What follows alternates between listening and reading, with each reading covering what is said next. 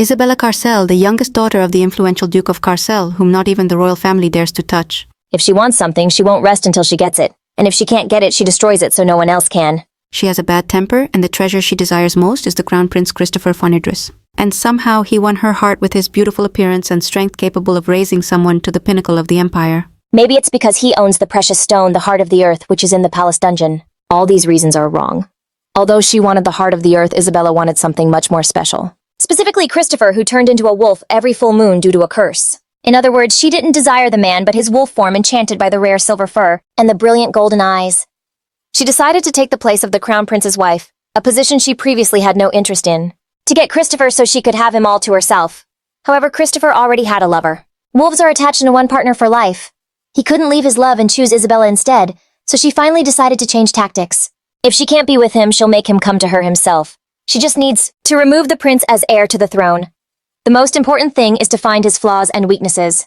Isabella had no problem destroying what she was obsessed with. She used an insane method that would never have occurred to a normal person and drove Christopher into a corner.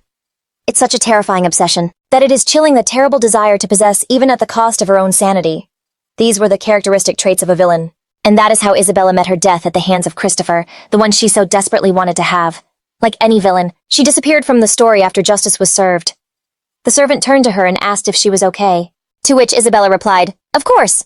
After all, she had become that very same Isabella Carcel. She not only suddenly took a stranger's place, but she also took the place of the novel's villain, the one who gets her throat cut in the end. Somehow the real Isabella died, and she ended up in her body, although she doesn't know why this happened. One thing she knows for sure is that she really died, and she still remembers it clearly, the car that hit her while she was crossing the street and the pain that tore through her whole body. That's why she was so surprised when she woke up without a single scratch on her body. But what surprises her most is seeing this face. It's been a week since she became Isabella, but she still can't get used to it. Looking at her, she really is a beauty, though her eyes are a bit somber. It's most likely because of the atmosphere. It's quite scary, it's just the villain effect. The maid asked if she could fix her hair a bit, but she liked everything and asked her to continue. So the maid began to braid her hair. Isabella is slowly getting used to this life. After all, she won't be able to leave this body yet. She takes this opportunity without regrets, because apart from that sudden incident, Isabella's life is ideal. She was born into an incredibly rich family. In other words, she can now become immensely rich without doing anything. It's something she could never dream of in real life. And she's not sure if she felt bad about having to play the villain, or if it was some kind of perk, but her story hasn't started yet. The plot of the story will begin in a month. The main character Hannah will temporarily lift Christopher's curse in his wolf form. Because of this, Christopher will grow fond of the girl, and then they will start a romance. Eventually, Isabella will interfere in their relationship. Afterwards, she becomes madly obsessed. But she doesn't plan to interfere with the story's plot, and will live there forever. At least that was her goal. Isabella had a frightened expression on her face. Her brother Oliver brought a wolf because she loves them so much. And not just black but silver. The only silver wolf in the empire that she knows, the cursed prince. Christopher with brilliant yellow eyes. She couldn't believe why he was there. Maybe she would die sooner than in the original story. Isabella sat on the sofa lost in thought. She looked at the key and only one thought was going through her head. How did this happen? Isabella clutched the key in her hand, remembering her brother's words, "The fiercer the wolves, the more fun it will be to tame them." Let her try to tame him. And who needs to be tamed anyway? It doesn't make sense anymore. She felt she could fix everything. It wasn't Oliver who initially caught Christopher, but Isabella, the owner of this body.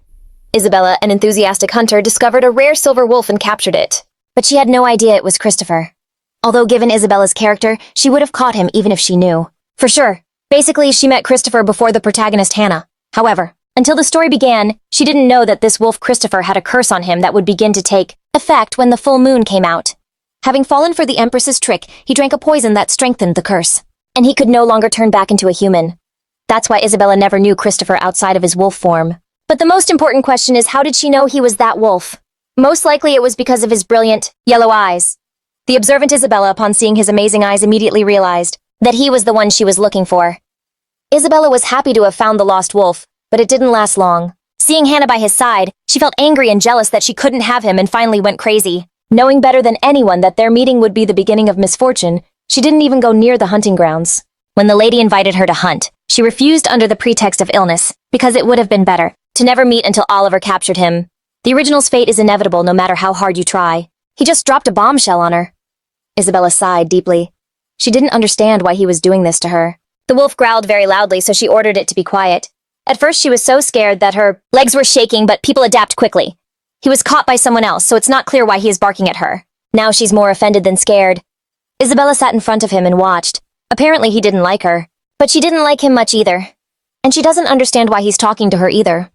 After getting involved with Hannah, he retained his sanity even while transformed into a wolf, and she doesn't know what he was like before. Then she asked him to let her go, but he just continued to growl. If he promises not to eat her, she will let him go. And I also asked him to nod his head if he understood. Well, the wolf just maintained its aggressive posture. She asked him to calm down, because she wasn't going to do anything. She approached the cage. Isabella can't tell if this creature has intelligence or not, but one thing she knows for sure. For the sake of her neck, she should never let him go. At least she could let him go after he turns back into a human. The problem is that only the main character is capable of breaking Christopher's curse, and she will only appear in a month.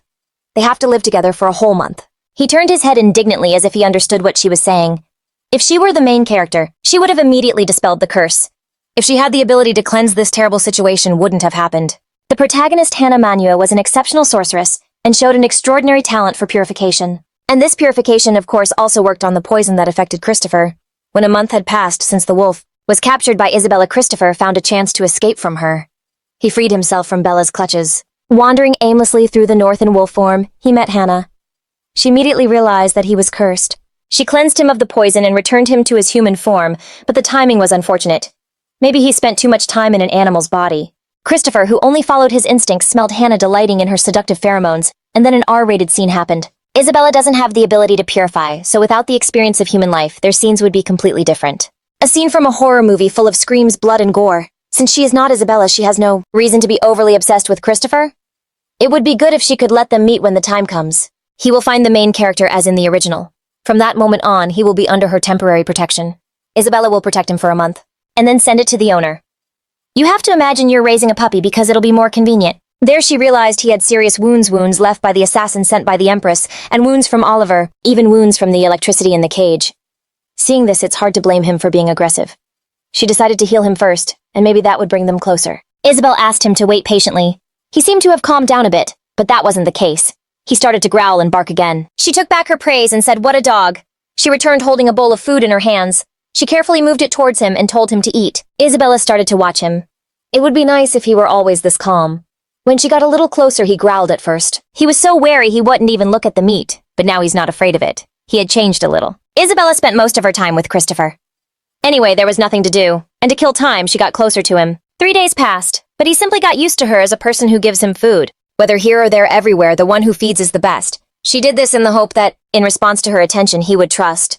And his perception would definitely change from her being an annoying and noisy piece of meat. She became a good piece of meat that feeds him meat, but she is still meat. She needs to become not meat to him. But a person, dark days are coming. She will have to do her best. But still, something has changed. The frequency of his barking decreased. The deafening barks that hurt her ears calmed down, not because she was feeding him. Anyone who saw him would think he was starving to death. He must have realized that his barking only caused him unnecessary stress. He had been behaving quite decently when they were treating him recently, even though several tranquilizer injections hadn't taken him down. In any case, now is the quietest time of the day. His recovery speed is remarkable. He's almost healed. Isabella also decided to go eat. When she entered the dining room, she saw Oliver arrive today. This is Isabella's second brother, the one who recently forced the wolf on his sister, the culprit of it all.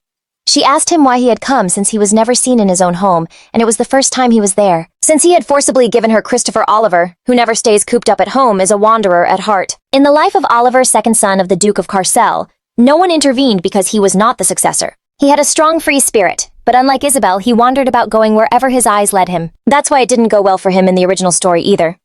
Oliver asked her if she had named the wolf. If you think about it, she really just calls him Hey or Wolf, and hadn't even thought about giving him a name. But her brother thinks it's mandatory. Since the wolf is hers, now she'll be the one calling him. No one would have thought that His Highness, Lady Isabella, would feel awkward about a name for the wolf, but he was the one who brought him here. Oliver asked if he should take him. It seems he can take the wolf. He has an even worse character than Isabella. If he takes Christopher, he will hunt him down and torment him. Just like Isabella in the original story, he would never let Christopher find a mate. Caused a lot of trouble, which is why he was kicked out of the family after all. It's unknown if he's capable of taking a life without hesitation. The family will be safe, but Oliver will definitely have a sad ending. Isabella said she would raise him, so don't even think about touching him. You'll die if you touch him. She grabbed his face and stuffed a piece of meat in his mouth. Why are you drinking a glass of wine with such a serious face? There is nothing beautiful about that bright face. His flaw is his excessive kindness. Finally, during lunch, she decided to choose a name, but she couldn't concentrate. When the wolf saw her, you could tell by his expression he was tired of her attention. She pulled up a chair and sat in front of him. As if the air around them had frozen, Isabella will give him several selected names, and he must respond if he likes any of them. She can't call him Your Highness, nor can she call him Christopher. She liked the name Belich, but from his expression, it was clear he was totally against it. Suddenly it occurred to her that his name, Christopher, could be shortened to Chris. He seemed to like this name too. Now she will call him Chris. She had a request for him, so Isabella asked him to listen to her carefully. She only gave him a name, but it seems they've already gotten closer. And Christopher's hatred seems to have lessened. Isabella released him from the cage. Christopher began to look around. The servants and Isabella stood to one side and watched. You could tell from her expression that she was very worried about whether everything would be okay. The maid looked at her with incomprehension. No matter how much she thought about it, it was too much. Isabella asked Grace to clear out the room next door. It would be the wolf's room. The maid asked her again. After all, this is very dangerous as he could break out, and it needs to be reinforced to prevent that from happening, and do it to the highest standard. In the end, they had to combine 2 rooms to achieve it. The maid asked what to do about him. She suggested fastening the muzzle. Isabella forgot to put it on because she was tired of taking it off, and putting it on every time she fed him. But she thinks it will be fine.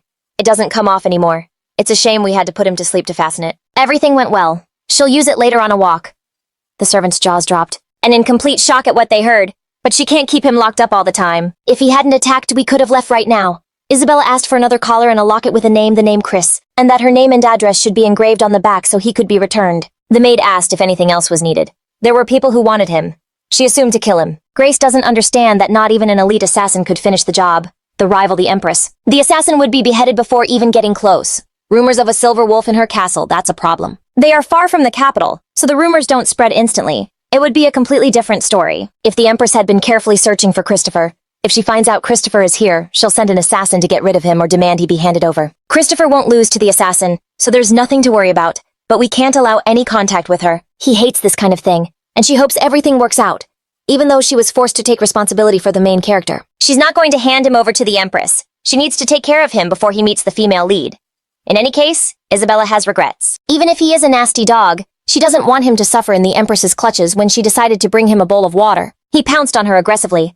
Then she forgot herself and asked, well, why is he barking again? After all, she hadn't given him such an order, but had removed some of the magic from the cage so it wouldn't hurt him. And he became very self-assured. In the first place, Isabella is his owner and protector, so he must listen to her commands. But it was all in vain. Christopher continued to growl and bark, and everyone had to cover their ears. The maid ran to her to check if everything was okay. Then Isabella shouted that she was his master and that he must be quiet and obey her. In fact, her nerves were at their breaking point. She couldn't take it anymore. But Christopher seemed to like it. Oliver burst into the room shouting at Isabella to shut her dog up. She turned to him with a look of disgust. We're in training, so you need to leave. But what kind of training is this when all he does is bark? Oliver gave him to her himself, and now he's angry. Now Isabella is praising him, telling him to tear that bastard's eardrums out. Oliver covered his face with his hand. It seemed like his head was about to explode. Now there are 2 dogs in the house, and why did I pick him up and give him to her? The castle was in complete disarray. But for some reason she was at least happy that now Oliver is also desperate. It would be fantastic if this method worked in a desperate situation. He picked up some books for her, from adopting a puppy to training my naughty dog. What should I do? A great dog starts with a great owner and master of the canine world, and turning any fierce dog into a gentle lamb. Isabella believed the author of the bestseller, A Professor for Dummies, hoping it would help her control Christopher's deafening bark.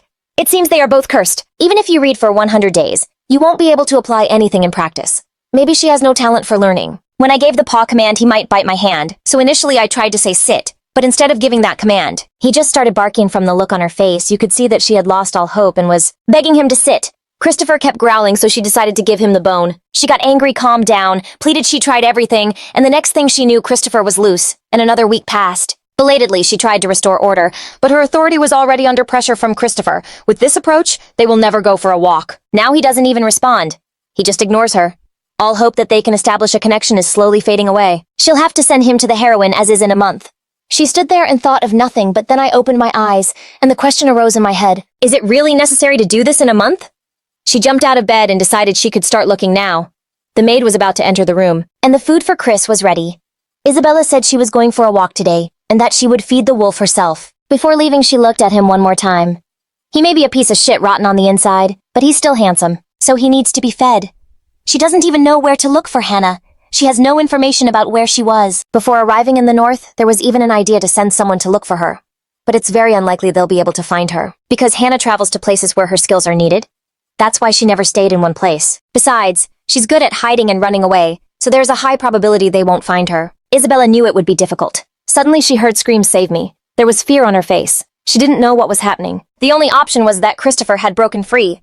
So she ran towards the screams. The servants fell to the ground. Christopher's chain broke. Isabella couldn't believe what she was seeing. There was fear in her eyes, but above all, what I don't understand is how he managed to get out at that moment. She understood, although until now she had praised him for his beauty. When those bright yellow eyes looked at her, no matter how much Isabella had tried until now, they couldn't get closer. She was still just a piece of meat to him. The guards ran towards her. Grace's maid and brother Oliver were also moving in her direction. Isabella didn't know what to do. Her body was hard as a rock. She couldn't move. The brother and the maid shouted. Isabella. Christopher was flying directly towards her. She was completely lost. Then she clenched her fist and hit him with all her might. Christopher didn't expect such a strong blow, but apparently Isabella didn't expect this either. The brother and the maid were in shock. Christopher just stood there and didn't move. Isabella has an exceptional fighting talent. A talent that is only found once every century to some extent. Her coordination is also ideal in archery, not to mention weapon handling. She even knows how to handle a mace, and her innate combat sense was as good as that of Leonard's follower. Although Isabella had a rather unpleasant character, the family had high hopes for her, even the elders. Even though they weren't happy with Isabella's behavior, they clung to her at every turn. They still admired her genius, so they tried to appease her, for Isabella finding something interesting was more important than being a genius or the strongest.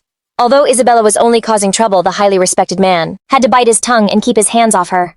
The Duke and his wife thought it was just their daughter's childish mischief, and to put an end to it, they sent her to Jado, at the king's request. Left alone, Isabella wandered the north like an untamed colt. Christopher got up and dusted himself off. She had a feeling he was just testing her. Isabella didn't know she was so strong. It all happened very quickly. Isabella approached him and touched his neck with her hand. She shouted, "Stay still," and also ordered the maid to bring the muzzle. Somehow they managed to close the matter at some point. Christopher pushed Isabella with his head, and she fell to the ground. The wolf lifted his paw and tried to step on her. Then she kicked him with such force that he flew back several meters again. He kept his eyes fixed on her as he flew. Isabella won this fight. It even seemed to her that perhaps he wouldn't be able to walk again. She picked him up. She threw him over her shoulder and carried him to the castle. She is ashamed that she still trembled so much in front of him. Although she is carrying Christopher in her arms, she isn't struggling at all apparently. She's that strong. Oliver clasped his hands in front of him and said, "This is my wonderful little sister." He had to stay to see one dog defeat the other. Apparently that's all he can say to his little sister who just fought a huge beast. Oliver said she is a beast herself. If she hadn't been carrying Christopher in her arms, she would have caught up with him and kicked him in the ass, because brothers don't talk to their sisters like that. But she wasn't going to waste time settling things, especially with this idiot in the hallway. Isabella met a maid and asked her to bring a doctor to Chris's room when they entered. Chris was quite nervous. She put him back in the cage. In the end, it turned out the lock wasn't broken, and now the question arises of how he managed to get out. But Christopher just looked at the floor with a guilty face. Isabella smiled and said, "Well, she hopes he no longer thinks of her as food. Now he must understand that she is his mistress." After finishing the interrogations, the culprit for Christopher's escape turned out to be the maid who brought him his food. Among the toys they gave Christopher, there was something very valuable. The maid opened the door wanting to take this thing, and Christopher ran out after learning the whole story. Oliver insisted that the maid's hand be cut off. She did it without knowing the main thing: the maid was in danger of serious injury. So in the end, she quit quietly due to Oliver's character. There is a possibility that the punishment would happen behind the scenes without her knowledge. She didn't have that much time to waste on the fired maid, so this matter simply passed her by. She saved her life and let her decide for herself how to survive. Isabella approached and asked Christopher for his paw. A whole week of training had already passed. Christopher just barked, and Isabella watched and was moved. Then he came up to her and put his paw on her hand, and she in turn praised him. Then she put a plate of meat on the floor because he deserved it. Christopher began his meal with great pleasure. The training is progressing well. Isabella noticed that Christopher had gained weight, and now they could finally go for a walk. She definitely needs to change things, especially cut the fat. Otherwise he will soon become a pig. After these words, Christopher started to bark. It's as if he understood the words about cutting the fat. She apologized to him and told him he could eat whatever he wanted. Isabella just wants him to lose fat and look handsome. For the main character, she asked him to stop because she didn't want to hurt him. Isabella approached to get the muzzle. If he wanted to go out, he had to endure it. But Christopher just shook his head, showing with his whole appearance that he didn't want to wear it. With this muzzle, he will become a gentle puppy. As soon as they put it on him, they will immediately go for a walk. Christopher lifted his leg to relieve himself. Isabella knew he was a wolf, and sooner or later it was bound to happen. She also noticed that he kept looking back at that moment when he turned around awkwardly. She remembered a moment from the book, looking at the owner, as if apologizing means protecting the helpless owner. She turned to him and told him not to worry, because she was capable of protecting him. Christopher didn't look back again. It seems that when she looks at him, he feels embarrassed. Isabella shouldn't look too much at that moment. Christopher pulled on the leash. He ran at an incredible speed, as if he saw something. Then looking up, Christopher began to bark aggressively. He ran to that spot because he saw a crow in the tree. Isabella tried to calm him down, but Christopher had no intention of listening to her. She didn't understand what was wrong with him. So I took the initiative into my own hands and decided to scare away the crow. At that moment, she had a bad feeling. She shouted again for the crow to go away and not torment him. Christopher watched as the bird flew away, but his aggression didn't disappear if it weren't for Isabella, who was by his side. She would have rushed to catch it. She was trying to calm him down. Isabella started to tell the maid about the crow, and how Christopher went crazy when he saw it. The maid suggested that he most likely just wanted to hunt it. Because he's an animal, he was cooped up and was very stressed from not having the opportunity to hunt. Grace might have been right, but she herself felt somehow uncomfortable when she saw that bird. Another maid opened the door. She couldn't find words to describe what was happening. It turned out he had made a real mess in the room. Christopher just looked at Isabella with a guilty expression. She assumed he had been harassed by crows when he was a child. Otherwise, he wouldn't have looked so anxious. Isabella tried to calm him down and told him everything was fine. She opened the cage for him to come out and opened her arms, showing that she just wanted to hug, but Christopher flew out and passed her at lightning speed. She smiled, thinking that he was a dog after all, but Christopher just ran into her room. He jumped on the bed and waited for her to arrive. Isabella thought it was very sweet, but the maid took it negatively and said, "What a disgusting brute." She asked him to get up, but she really wanted him to promise that he would sleep peacefully, and that she would let him stay. The maid was still afraid because he had already run away, and had behaved quite aggressively. It was too risky. But she completely forgot that she had invented something stronger. Grace started to think of options. What if he attacks her in her sleep and suggested at least putting a muzzle on him? But Isabella refused, because it would be suffocating for him, and he wouldn't be able to sleep there. Chris knows his place, so everything was in order. Then the maid would be nearby. Oliver was surprised that Chris now spent all his time with her, but really only at night. Although it's daytime and he's lying right at her feet, he's simply a beauty, said Isabella. He asked where the Isabella had gone, who had been whipping animals to make them stronger. But she seemed reborn. She realized how messily she had lived before. Now her priorities had changed, and she would live decently. Oliver doesn't recognize her because he thinks it's abnormal. She is annoyed because her brother talks like that, and she ordered Chris to bite him. He crept closer and started to growl angrily in his direction, but Oliver was just joking. A knock was heard at the door and the words, "I am the master," and he was allowed to enter. Isabella immediately understood who it was. It was Baron Simon, the vassal who dominated the duchy. He was very surprised to see her, as they hadn't seen each other in a long time. Suddenly his gaze fell upon the wolf. Simon hadn't seen him before. Christopher was heading towards him angrily. Baron Simon, unlike the eternal wanderer Oliver and Isabella, who constantly gets into trouble, is the true wielder of power in the duchy, tired of his complaints. Isabella would ignore his greetings and sometimes get angry, but she was not the same Isabella anymore. Christopher continued to growl at him. She tried to calm him down because he was her ward, and there was nothing to worry about. Simon most likely came here on business. That look of his gave everything away immediately. This crazy duchess is raising a dog just like herself. This is what he thinks, and other servants are of the same opinion. He cleared his throat and said, "Well, my lady, this is the mine I was talking about." Simon placed a huge shiny stone on the table. Isabella couldn't even believe her eyes. The last report of diamonds was a week ago. "And this stone is the last one." For now, there was a sad atmosphere in the room. Oliver said it was a useless stone. So Isabella asked him what he was talking about. "This is a magic stone, which means it will bring a lot of money." Oliver's and Simon's eyes lit up immediately. Magic, a magic stone. Isabella was surprised that they didn't know about magic yet. In the original story, the duchy was famous for its magic stones. She thought they already knew. They assumed that a magic stone had to be blue, a processed blue stone, and this stone is a nugget. A wizard she knew told her about it. Simon recalled that last year they sponsored a magician who was showing his rare gem. That one was similar, but this one was bigger. If they don't believe her, they can check for themselves. They decided to do just that. Isabella turned to the Baron, who apparently thought she had no talent when he thinks about all the money he spent to compensate for the damage she caused. He is glad she has changed lately. The conversation took a different turn. Everyone was tense. She guessed why he was behaving like that. Christopher started to yawn, and Isabella noticed it. She immediately realized he wanted to go out. Simon stopped her because she should know something. It seems there's still something to complain about. There are rumors that His Highness the Crown Prince has disappeared. Then Oliver said that the prince is doing just fine wandering around here and there. If his older brother says that, then it's not just a rumor. We must assume the problem is serious. Another problem was that Oliver didn't like him very much if he doesn't return in a month. He's not sure if they should hold the young lady's coming-of-age ceremony here. Then Isabella remembered her birthday was approaching, but for some reason they both reacted cautiously. They thought she would be angry, but she herself said she had been reborn. Isabella and Christopher went outside. Originally, the coming-of-age ceremony was supposed to be a grand event in Jeddo. Because of the prince, it had to be paid for by the estate. If it had been the old Isabella, she would have destroyed everything by now. But to her today, this event is unimportant. The approaching coming-of-age ceremony only means the original events are also approaching. It won't be long until Christopher's transfer day soon. He will be able to go home as soon as Hannah arrives. Everything will fall into place. Isabella walked by and said, "I won't sell." Simon asked her to let him take a look, to which she replied that she was busy, and that he shouldn't bother her. The reason they argue is because of Oliver. That damn brother left everything to her and ran away. She tried to be clever for nothing, and her loose tongue got the better of her. He thanked her for the discovery, but he left the export business to her. The idiot, the weather was beautiful. There was a basket of balls on the ground. Isabella took one in her hand, then turned and threw it, saying, "Chris, catch!" All the sand flew into Simon's face. But he wants to quickly figure out how to avoid it. Christopher retrieved the ball and looked at it with disgust. His opinion matched Simon's. She asked him not to come anymore, to which he replied that couldn't happen. Then Isabella asked why. She knew about the stone's magic, something no one else knew, and she was the one who found all the suitable clients. No one is more suitable than her to take on that role of responsibility, but Isabella knows nothing about business and can't do anything. She only found one candidate for the processing plant for Oliver's sake. She didn't think it would lead to such an outcome. She dug her own grave.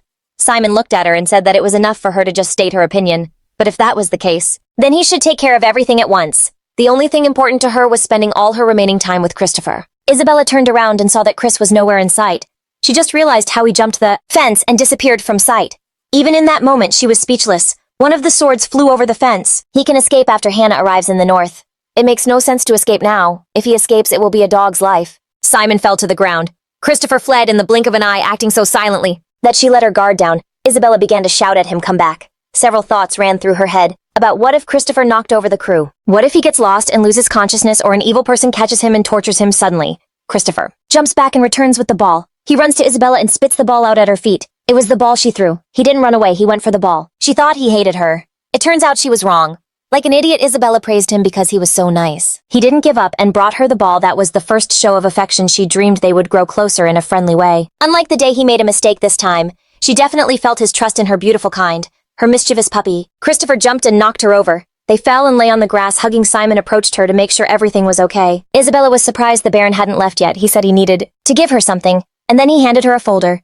Isabella began to study it carefully, summarizing the contents of the document. Accessories made with magic stones were to be delivered to the jewelry store belonging to the Guild of the Duchy of Carcel in Edo. Simon also asked her to read the back. Mana stones are difficult to handle and must be entrusted to an experienced craftsman. However, this comes at a cost, even with a high salary. Not all masters will accept the job. It's too expensive. And her family needs to get the maximum possible profit. It will become her pension fund.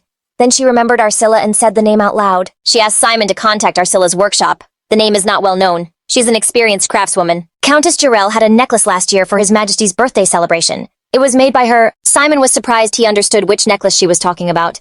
This necklace was famous enough for the Baron to immediately understand what it was about, the only beautiful and small necklace in the world. Despite being a magical instrument, it is so well known that rumors have reached the northernmost part of the duchy. But she remains anonymous. Isabella knows because it's a jewel. Jewels are beautiful. And the original Isabella is crazy about beautiful things. When Isabella heard rumors about the Countess's necklace, she immediately began to question her people in search of the master's name. And the cost will also be reasonable, but she doesn't like to be the center of attention, so it won't be easy to get a contract. She has already been rejected.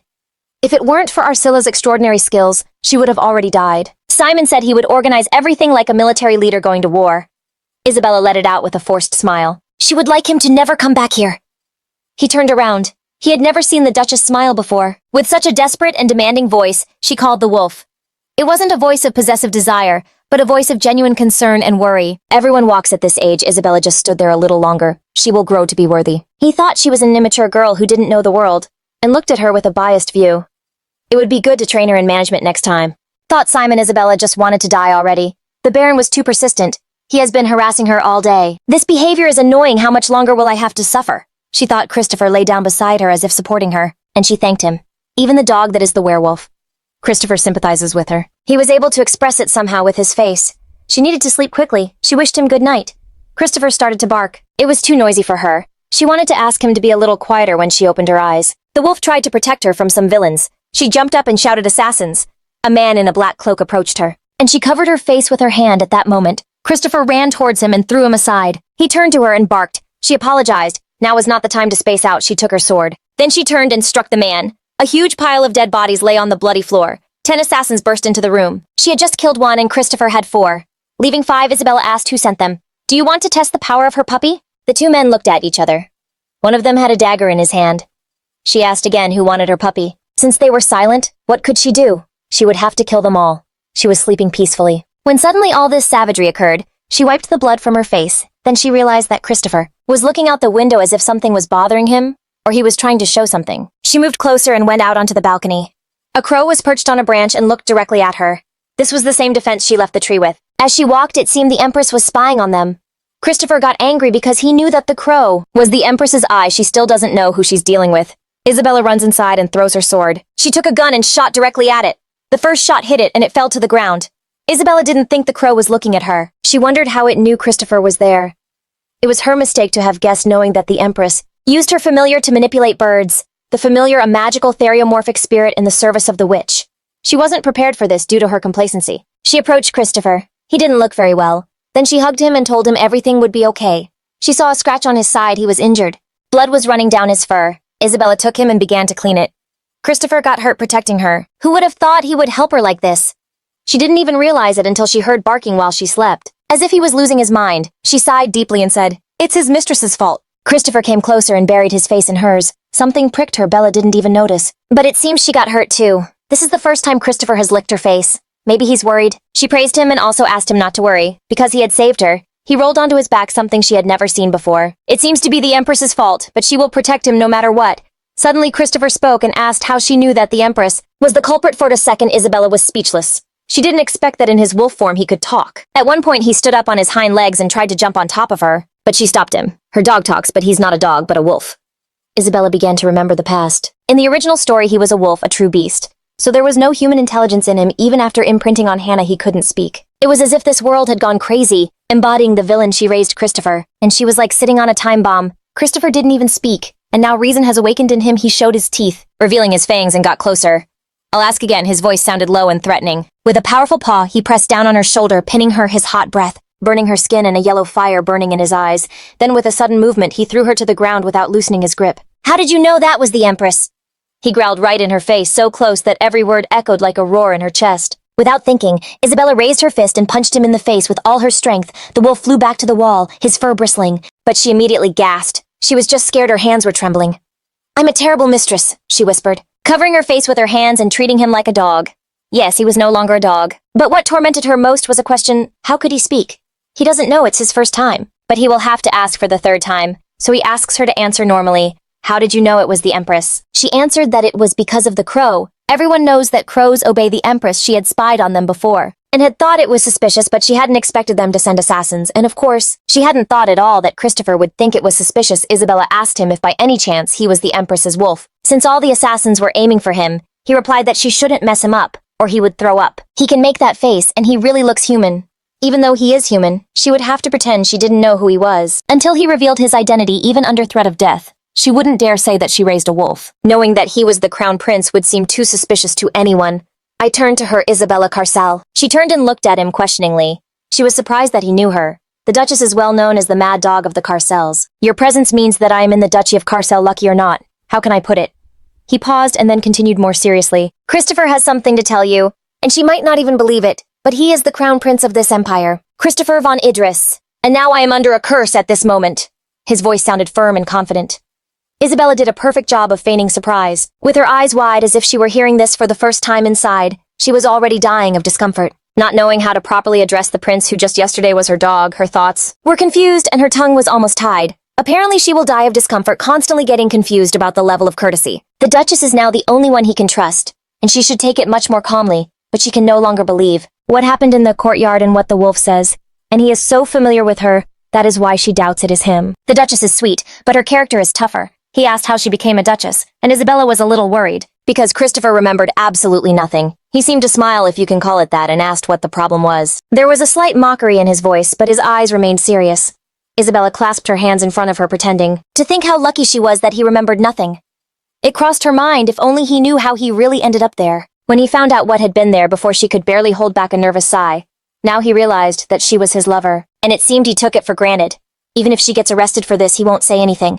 Her second older brother brought him here wounded. He brought him intentionally, but even under threat of death, she wouldn't say it. The second one is Oliver. He became curious. She didn't raise him to be eaten. How can he say such a thing when she raised him with so much love? She gave him the best quality meat. He slept on the softest pillow every day they went for a walk. There were many problems while she was raising him. Although he doesn't know it, it all sounded good. But there were rumors about the Duchess's vices. Somehow she became different. Her beauty disappeared somewhere. Now she only sees a smiling wolf in front of her, forgetting herself. She clasped her hands to her chest and asked if he wanted to be thrown out. His answer was no. Then she asked him if he was okay when he wanted to answer. She covered his face with her hand and gestured for him to be silent because the servants were arriving. The whole group burst into the room. They are punctual. I was going to call them anyway, and as you can see, the room is too dirty despite it being midnight. But she asked them to clean. Isabella was perfectly fine, but Chris was hurt, so she asked for a doctor. The maid saw a scar on the face of a national treasure. It needs to be treated urgently. She was embarrassed by the words, "What kind of national treasure is this?" and also asked her not to say it again. "This level should be enough. You have to be at the level of a sacred relic to want to be treated," said the maid. It seems the guard heard something. Isabella was very embarrassed. Her face was known throughout Yedo, but she didn't understand what treasure he was. She agreed and said that the maid would take care of treating him. No matter how strong Isabella is after encountering the man and the assassin's raid, and even with a talking Christopher, she can't stop trembling. She had one more question. After the senator returned, Christopher began to ask her how many days he had been there, and how things were going in Yedo after his disappearance. She answered the first two questions truthfully, but she was already ready to die of fatigue. Isabella turned towards him, at which point Christopher jumped. He must understand that now His Highness is her dog and has a nice leash. He is now her property. It's difficult to claim ownership on the first encounter. She took care of him for almost a month, so she has every right to do so. "So this is the lady's order," she asked to continue tomorrow and dropped onto the bed. Isabella fell into a deep sleep. She was too tired after such a stormy night, but Christopher heard something completely different. He heard that her temper was tyrannical and incorrigible. Who to kill this time? It was so bad that the rumors reached his battlefield, so he knew how serious it was. But rumors are always exaggerated when it came to his younger brother Leonardo. His face hardened. But she was far from being a tyrant, that voice. And that warm attitude, he didn't even think of suppressing or dominating them. He figures they have been living together for a month now. Maybe that's why he is now her property. It was a kitten's bite. What an interesting woman, Christopher. The crown prince looked at her, sleeping again. He couldn't sleep on the worn-out dog pillow, so he lay down next to her. Isabella heard a noise and opened her eyes. Christopher was standing over her. It scared her a lot, but she didn't understand why he was behaving like that. It wasn't even 10 in the morning yet.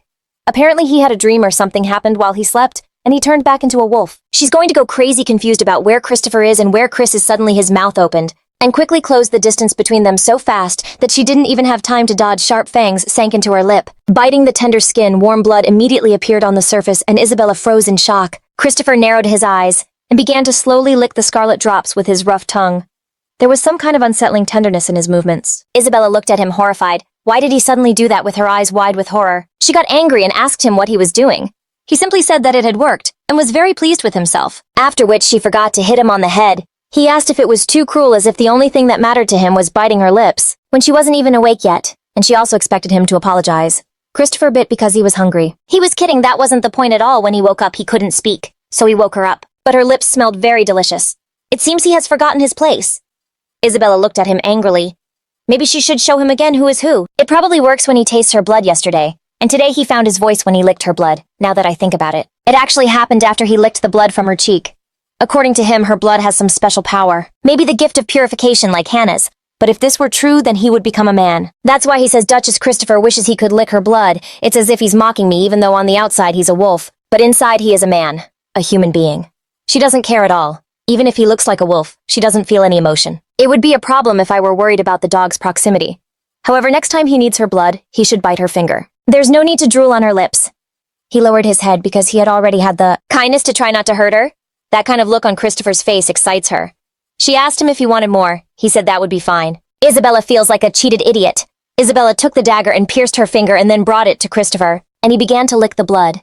He licked it as thoroughly as if he were eating something tasty. And it was very strange. Isabella asked him what he would do next. First, he needed to contact Leonard. In the current situation, only his blood relative Leonard can believe in Christopher's curse. When they finish, he will give her everything she wants. She is his faithful dog. She would do anything for her friend right now. Isabella wrote a letter with Christopher's words about how he accidentally ended up in the duchy, and why his brother needed to come urgently. At that moment, I even felt a little sorry. She turned around and put her hands on the table. She took Christopher's paw and said we needed his seal. They put a seal on it. It looked a little strange, but it seemed to work. Now they are colleagues and are in the same boat. So from now on, he should call her Isabella. They even shook hands. While he is bound by the curse, they need to become close friends. Isabella handed the letter to the butler and asked him to send it to his brother Leonard. It was very urgent. There was a look on her face that he noticed early. The young duke was very angry after the night attack on her. The sounds of his night's suffering could be heard throughout the castle, the reason for so much noise in the morning. He knows that she always refuses. But today they received a lot of really good medicine. He didn't have time to finish speaking. She interrupted him and said she would drink it unconditionally. Tell him to bring it. He will bring it every day. Because as they say, take care of your health from a young age. If Oliver cared about her wounds. It's strange that he didn't even visit her. Isabella found him on the castle roof. She tried to touch him, but he pushed her hand away. She heard that he was worried about her, but for some reason he didn't come. The situation is a complete disaster. He had a very disgusted face. Oliver made the knights run. It seemed they were about to lose consciousness. Isabella asked him why he was hounding them like that rats got in while they were sleeping. So he's scaring them off. And he's also worried that she came out after the attack. This time he will say for sure that dogs are better than people from today on. She will be accompanied. Isabella began to refuse. He was surprised that after such an attack she wouldn't agree. Oliver notó el corte en su labio y luego preguntó qué tipo de criatura lo había hecho el ladillo que estaban jugando con Christopher Oliver. Estaba indignado porque fue mordido por su propio cachorro. Él se había ido hace mucho tiempo y ahora todo está perdido todo. Y esta su alteza Isabella Carcel se ha vuelto tan blanda ahora anda mordida por su perro. En ese momento se tapó los oídos y dijo que lo entendía, a lo que él respondió o ya lo hubiera dicho inmediatamente. Después de su derrota ante Oliver tuvo que regresar al dormitorio con una escolta. A ella no le importa. Si el caballero está en la puerta de su habitación pero no podrá hablar con Christopher de esa manera, Isabella seguiró y le dijo eres libre. Pero él respondió de ninguna manera señorita. Luego le dijo que él podía descansar en la habitación de al lado cuando ella estuviera en su habitación que lo llamaría si necesitaba salir. Eso era una orden pero él entró en su habitación con ella. Ella realmente no quería usar ese método pero que podía hackear así que gritó. Vete ahora mismo. Él tenía miedo pero la comprendió. Al parecer debería haberlo hecho así inmediatamente. Christopher la miró un poco extraño. Él no lo puede creer en voz alta porque no esperaba que ella fuera atenta a un caballero que debe cumplir con sus deberes, pero ella es simplemente quien es. Ella preguntó si le habían cambiado el vendaje porque debía hackear el mismo. Cosas tan desagradables. Todos sus subordinados habían desaparecido en algún lugar. Todos eran tan feroces que nadie se atrevía a tocarlo. Tanto es así que no dejaba que su herida sanara, por lo que ella era responsable de su alimentación, sus paseos y hasta su aseo, y parecía que lo estaba haciendo bien, pero en realidad simplemente lo golpeó fuerte. Al principio estaba luchando con el personaje de este lobo, pero ahora mirando hacia atrás se convirtió en un querido recuerdo de Christopher. Ella lo valoraba mucho el lobo y realmente ella lo valoraba con locura, lo apreciaba como a su propia vida. Es más, pagó con su vida. No se pueden cometer errores. Justo cuando Isabella estaba a punto de curar la herida se dio cuenta de que se había curado. Ella preguntó sobre tal habilidad, sí, pero a él le gustaría una habilidad tan conveniente. Entonces recordó que le había dado su sangre. En estas circunstancias parece más probable que su sangre tenga poderes curativos. No se suponía que Isabella tuviera tal habilidad. La capacidad de curar aparecerá solo en el personaje principal, pero definitivamente no en el villano. Probablemente no funcionaría en humanos si fuera posible, pero su cuerpo no tendría ninguna cicatriz, por lo que el poder solo funciona en Christopher Legust. Oh no puede deshacerse del sentimiento de profunda conexión con él. Ella notó que él estaba interesado en ella. Porque le preguntó cómo estaba su labio. Si un rasguño así la hubiera lastimado no habría tenido el apellido Cartel. Isabella le acarició la cabeza. Él se apartó un poco. No le importaba si ella lo acariciaba o no, pero se preguntaba por qué lo estaba haciendo. Ella respondió porque es guapo. Últimamente ha habido problemas porque Christopher piensa que ella es una buena persona, a pesar de su estrecha relación, y tiene motivos para pensarlo.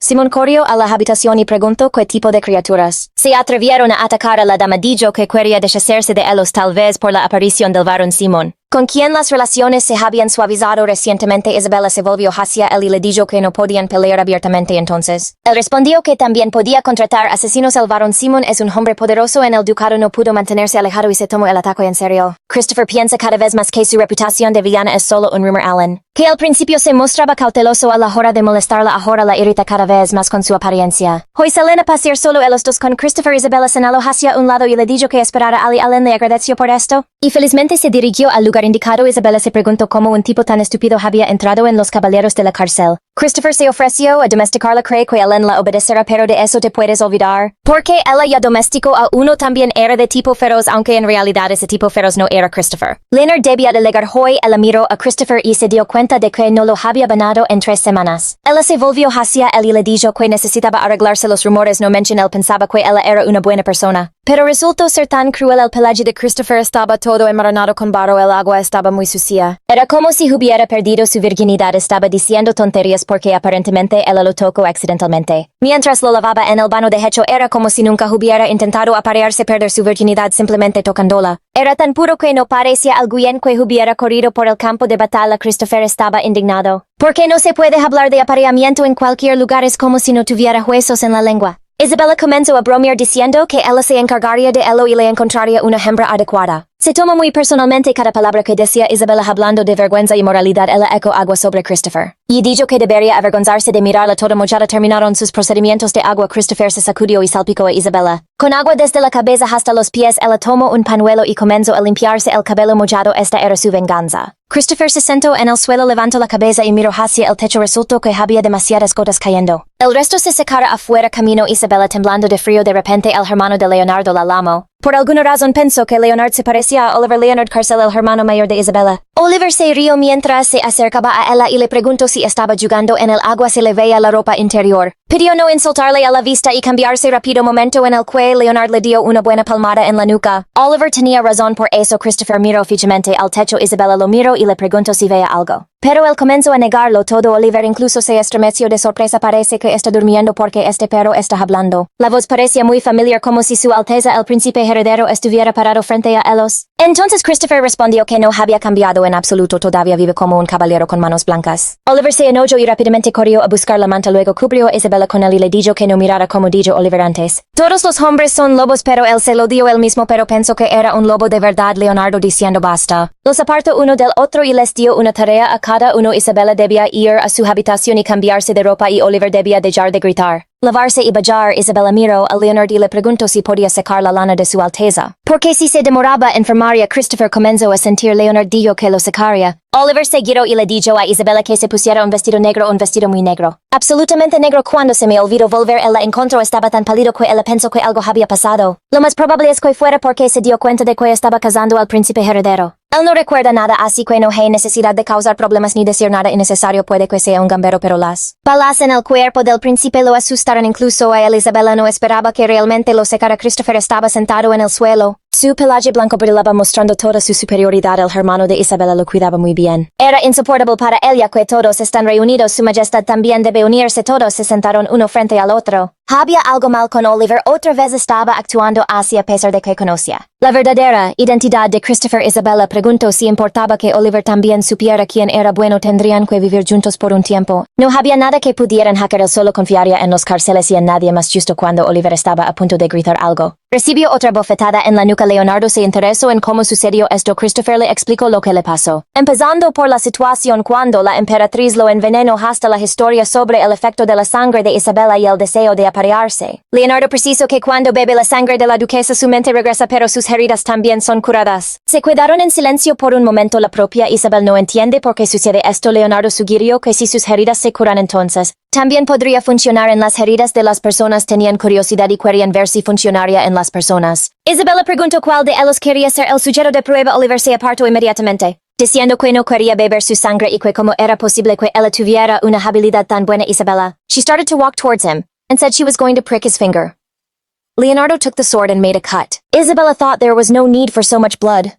Oliver said only a little blood was needed, to which Isabella replied that if they wanted to pour blood into the cup, they had to have enough. She placed the glass of blood on the table. Leonard looked at it carefully, then took a small sip. Apparently it's of no use to people. Oliver shouted that the bleeding had to be stopped, so he gives it to Christopher. He just doesn't want to waste it. Marta should be arriving soon.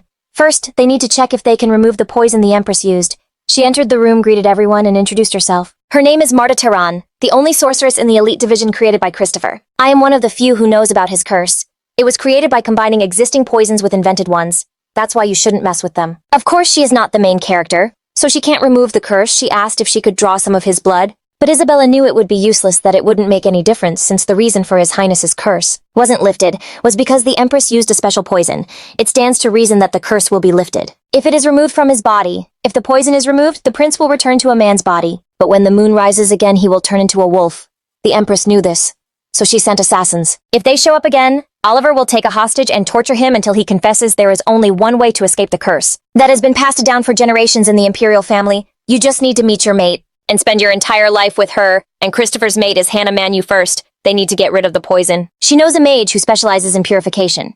There is a wandering sorceress named Hannah Manu. You just need to find out where she is, and then she will help Christopher. The original story will already be destroyed. They made a mistake by looking for Christopher on their own. Now they have no choice but to find Hannah themselves. It was a bit strange, but Oliver also supported Isabella.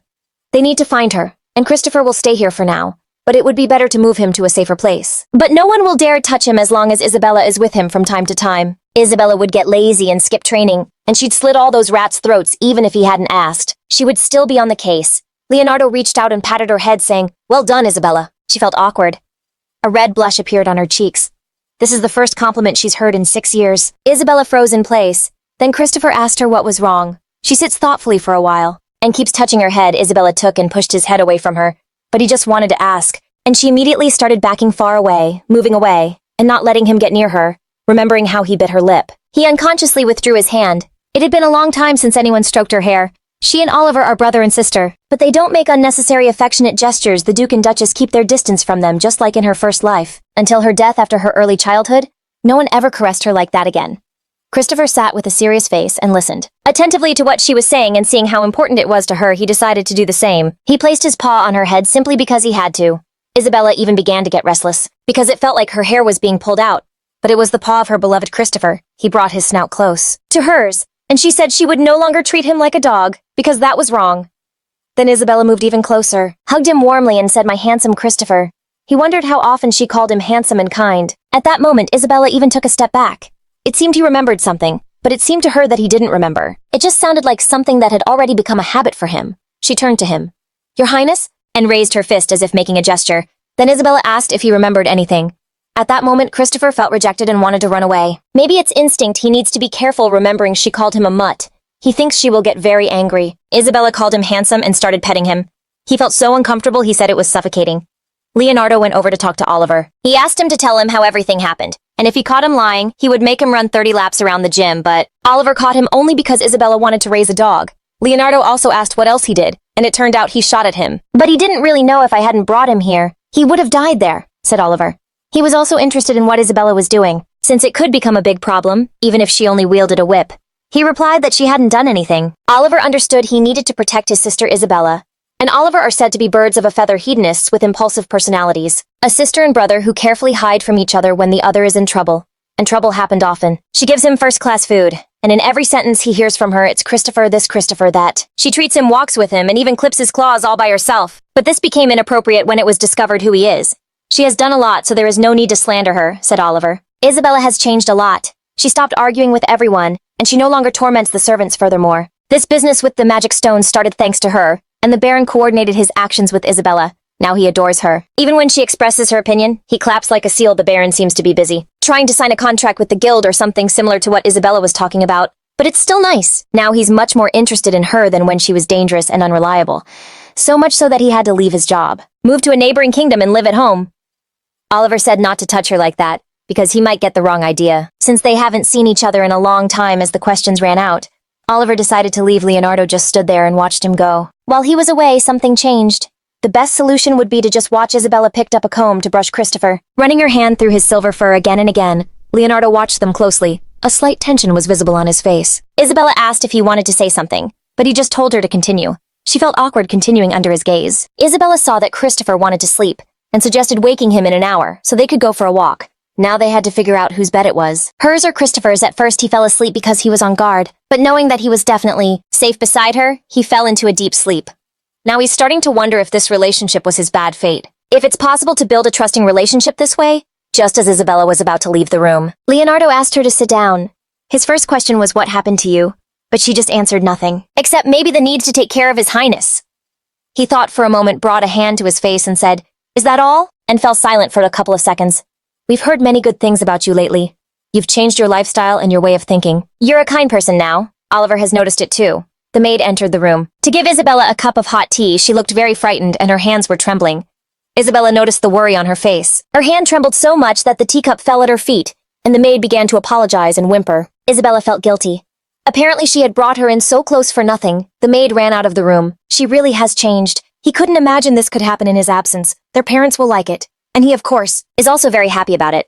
Isabella assumed he was on something, but he was being completely serious. Leonardo stood up, reached out his hand, and placed it on her head. Isabella froze. It turned out this was just a habit of Leonardo's. When he does this, she feels awkward and doesn't know how to react. That same night, they analyzed her blood and got the results. Marta said that if a monster drinks her blood, its body will fill with energy, and its mind will become clear. The blood is so potent that even a small amount can heal wounds. The smell is also sweet, so if a monster smells it, it will run towards it in a nutshell. Su sangre es un afrodisíaco y un tónico para los monstruos. No es de extrañar que cuando los monstruos la ven se vuelven locos y corren hacia ella. Ella a menudo sufría de esto cuando era niña y el lobo también corría hacia ella. Christopher dijo antes que olía bien. Los vinos de su alteza son sangre de demonio, por lo que tiene efecto como dijo Marta Cristobal tiene sangre demoníaca. Su antepasado fue el primer demonio que pisó suelo humano, se casó con una mujer y tuvieron un hijo, el niño nacido de la sangre mezclada de un demonio y un humano. Posee una inteligencia y una fuerza excepcionales. El niño sabía lo bueno que era y creía que tenía derecho a ser emperador. Por lo tanto, al final usurpó el trono. El niño mestizo fue el primer emperador de la familia Idris. En el proceso de apoderarse del trono mató al lobo espiritual que protegía a la familia imperial. El espíritu lobo enfadado lanzó una maldición sobre el emperador. En la noche de luna llena fue maldecido a convertirse en lobo y matar a sus seres queridos. El emperador pensó que esto pasaría en 2 semanas, pero la maldición no desapareció. Al principio volvió a su forma humana después de 15 días. En algún momento comenzó a permanecer como lobo por más y más tiempo hasta que finalmente ya no se convirtió en humano y murió a manos de sus hijos. Con el tiempo la sangre se fue degenerando y no nacieron niños malditos hasta que nació Cristobal, en quien se encarnó el último destello de la maldición, transformándose en lobo cada luna llena si no se sale como el primer emperador. Él también se convertirá en un lobo común y corriente para Christopher. Esto es un rayo caído del cielo, por lo que hizo un escándalo y se abalanzó cuando la vio. La probabilidad es bastante alta, pero antes solo la veía como un trozo de carne fresca. Últimamente también la mira a menudo con una mirada hambrienta, pero esto es mejor que el arroz en los primeros días aquí para que el principio se transforme rápidamente en persona. Se necesita un mago a quien contarle cómo avanza la búsqueda. Leonardo le preguntó, pero esto lleva un poco más de tiempo. Le pidió que se apresurara porque no quedaba mucho tiempo. Oliver estaba sentado con las manos cruzadas frente a él y con el rostro disgustado. Marta se quedó a un lado y comprendió todo lo que estaba pasando. Isabella suspiró profundamente, comprendió que necesitaba esperar un poco. Y ella misma vendría pronto. Hannah Manhwa aparecerá a más tardar en una semana. Ese día Leonard regresó a Yedo. Antes de irse pidió suidad al príncipe y expresó su deseo de verlo en la ceremonia de mayoría de edad. Fue un discurso suave. A diferencia del primer día que habló con dureza y frialdad, tan pronto como desapareció la vigilancia,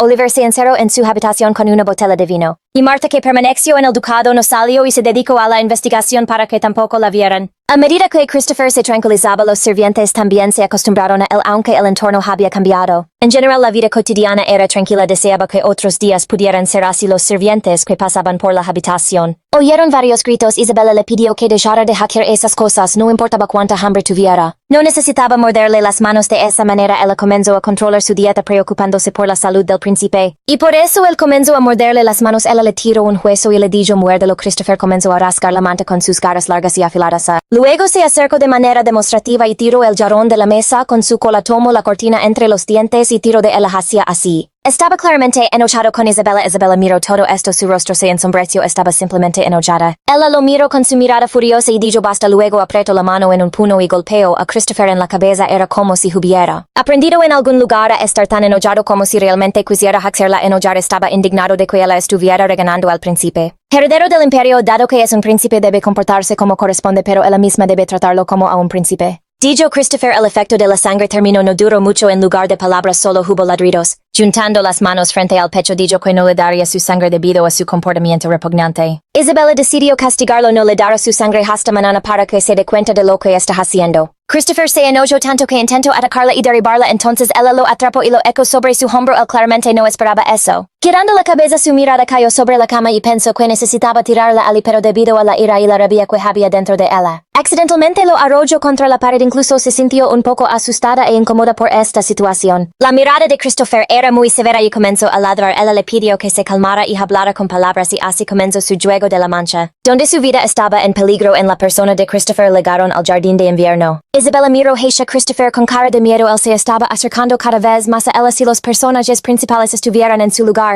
esta sería una escena romántica, pero aquí está, y este es el momento de una sangrienta batalla por su vida. Christopher la sujetó con su pata y ella solo lo empujó diciendo que no le daría su sangre. Ese día Isabella agitó su puño y lo arrojó lejos de ella un poco hacia un lado. Christopher inclinó la cabeza hacia ella, probablemente muy molesto. Después de la situación ocurrida en la habitación, él continuó sentado frente a ella en la misma posición, solo ladraba silenciosamente y continuaba mirando al suelo. Si no es posible, entonces no es posible. Necesita trabajar en su comportamiento y sus hábitos, le dijo Isabella. Christopher habló todo el día por la injusticia, pero ella todavía no le dio sangre y por la mañana todavía no habló. Hoy le dará sangre si se porta bien. Extendió la mano en la que estaba la pelota, entonces ella giró y lo arrolló hacia un lado, diciéndole a Christopher que lo atrapara e inmediatamente él corrió tras él. Isabella estaba sentada debajo de un árbol. Ya estaba empezando a preocuparse porque él había estado ausente durante mucho tiempo. Pensamientos pasaron por su cabeza de que algo había sucedido, pero entonces Christopher sale volando de entre los arbustos sosteniendo una especie de animal entre sus dientes. Se acercó tranquilamente a Isabella. Christopher trayó algo más que una pelota y ella intentó mirarlo más de cerca. Continuó sosteniéndolo entre sus dientes por un tiempo. Bajó la cabeza más cerca del suelo, abrió un poco la boca y con cuidado la soltó. Era un conejo blanco como la nieve. Ella asumió que con eso estaba insinuando una tregua. Isabella juntó las manos frente a su cara y se preguntó dónde había aprendido a hacer eso. Ella le extendió la mano diciéndole que no lo volviera a hacer. Y luego Christopher bebió su sangre. Pasó un tiempo hasta que la sangre empezó a circular, después de lo cual Christopher dijo que estaba equivocado y que no lo volvería a hacer a su vez. Isabella le pidió disculpas por tratarlo como a un perro y que liberaría al conejo nuevamente en las montañas. Él simplemente lo atrapó vivo. Ella sonrió preguntándose dónde aprendió a ser tan amable. Pero si el propio Cristóbal supiera la respuesta a esta pregunta, si más tarde ocurre lo mismo con su amada, ¿serán felices? Entiendo que Christopher estaba bajo mucho estrés. Ella le hizo prometer que en lugar de comer en exceso haría más ejercicio. Pero eso no significaba que tuvieran que levantarse al amanecer por la mañana. Debe realizar un doble salto. Si continúa comiendo en exceso, se convertirá en un verdadero cerdo. Solo hay que mirar esos bolos gordos que deberían hacer con ellos. Decidieron que correrían juntos. Mañana se escuchó un ruido extraño proveniente de la cocina. Lo más probable es que alguien hubiera entrado y tal vez fueran ladrones. No había ningún arma adecuada cerca para defenderse. No había nada más que hacer. Si acaso tendría que decirle a Christopher que lo mordiera. Isabella abrió la puerta bruscamente. Vieron a una criada que se atiborraba de pan tanto como podía porque tenía hambre. La criada cayó de rodillas, lloró y pidió perdón y misericordia. Ella tiene un hermano enfermo, es la única que paga todos los gastos y le llevaba la cena. Por eso tenía que saltarse comidas y robarles la comida. Isabella se acordó de esta muchacha. Fue ella quien derramó el té y ahora está robando comida. Debo decir que realmente se distinguió, pero aún así es desagradable ver a una chica delgada de rodillas rezando. Por simplificaciones, en ese momento superó. Christopher estaba muy gordo. Ella le preguntó su nombre. Ella respondió: Lydia. Aparentemente ha estado muriendo de hambre todo este tiempo. Hoy es la primera vez que parece tener hambre. Isabella preparó la sopa y la vertió en tazones. Puso un plato en el suelo y el otro en la mesa y les dijo que comieran. La criada no entendió todo correctamente. Rompió a llorar y pidió que no se la comieran. Entiende que es culpable.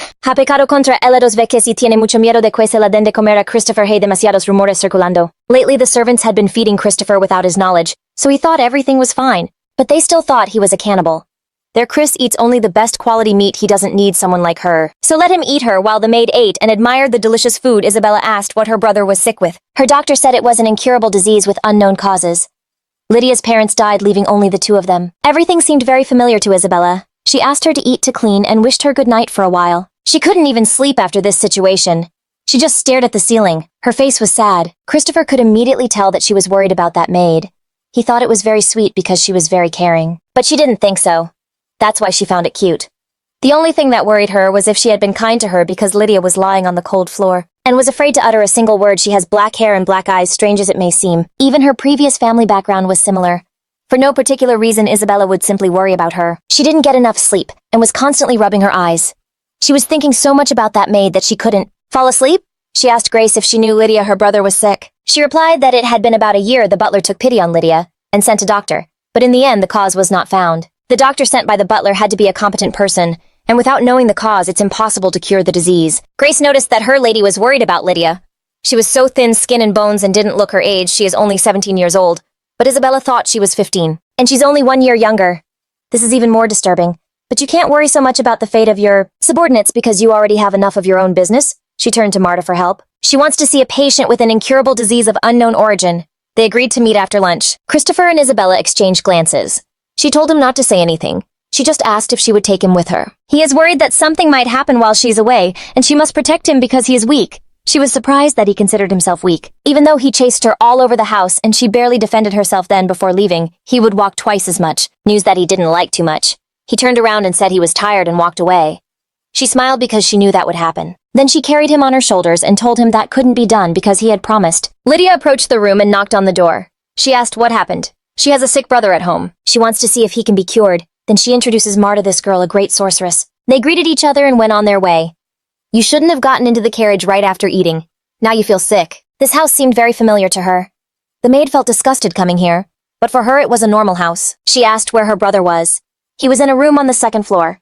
There was a guy lying on the bed. He looked like a skeleton. Lydia said his name was Eugene. That name sounded very familiar to her, and she began to remember Eugene Mel was Lydia's brother. In the original story, he becomes Hannah's apprentice, and he is the one who will take her to the duchy. Right at that moment, they are supposed to meet Christopher. And this house is familiar to her, because it's the first place Hannah arrives.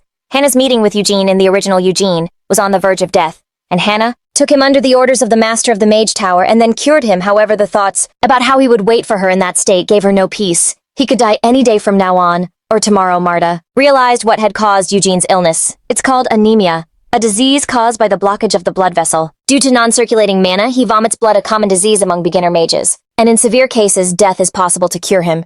It's necessary to prick him at an acupuncture point. It's surprising that he has lasted a whole year. Usually even 3 months are hard to last. This shows how large his volume of mana is. He increases it even more. Marta noticed that something was wrong with Isabella. If Eugene is cured now, Hannah will not enter the duchy. Eugene is no longer in danger of dying. Even if they left him as he is, he would not die but for Christopher to return to a human body. Hannah is absolutely necessary. Grace asked if they were successful. Apparently it's such a serious disease that it's already too late to treat my brother. Tears flowed from her eyes like a stream. Isabella found it hard to see her tears. She approached Christopher. He had been watching her from the beginning.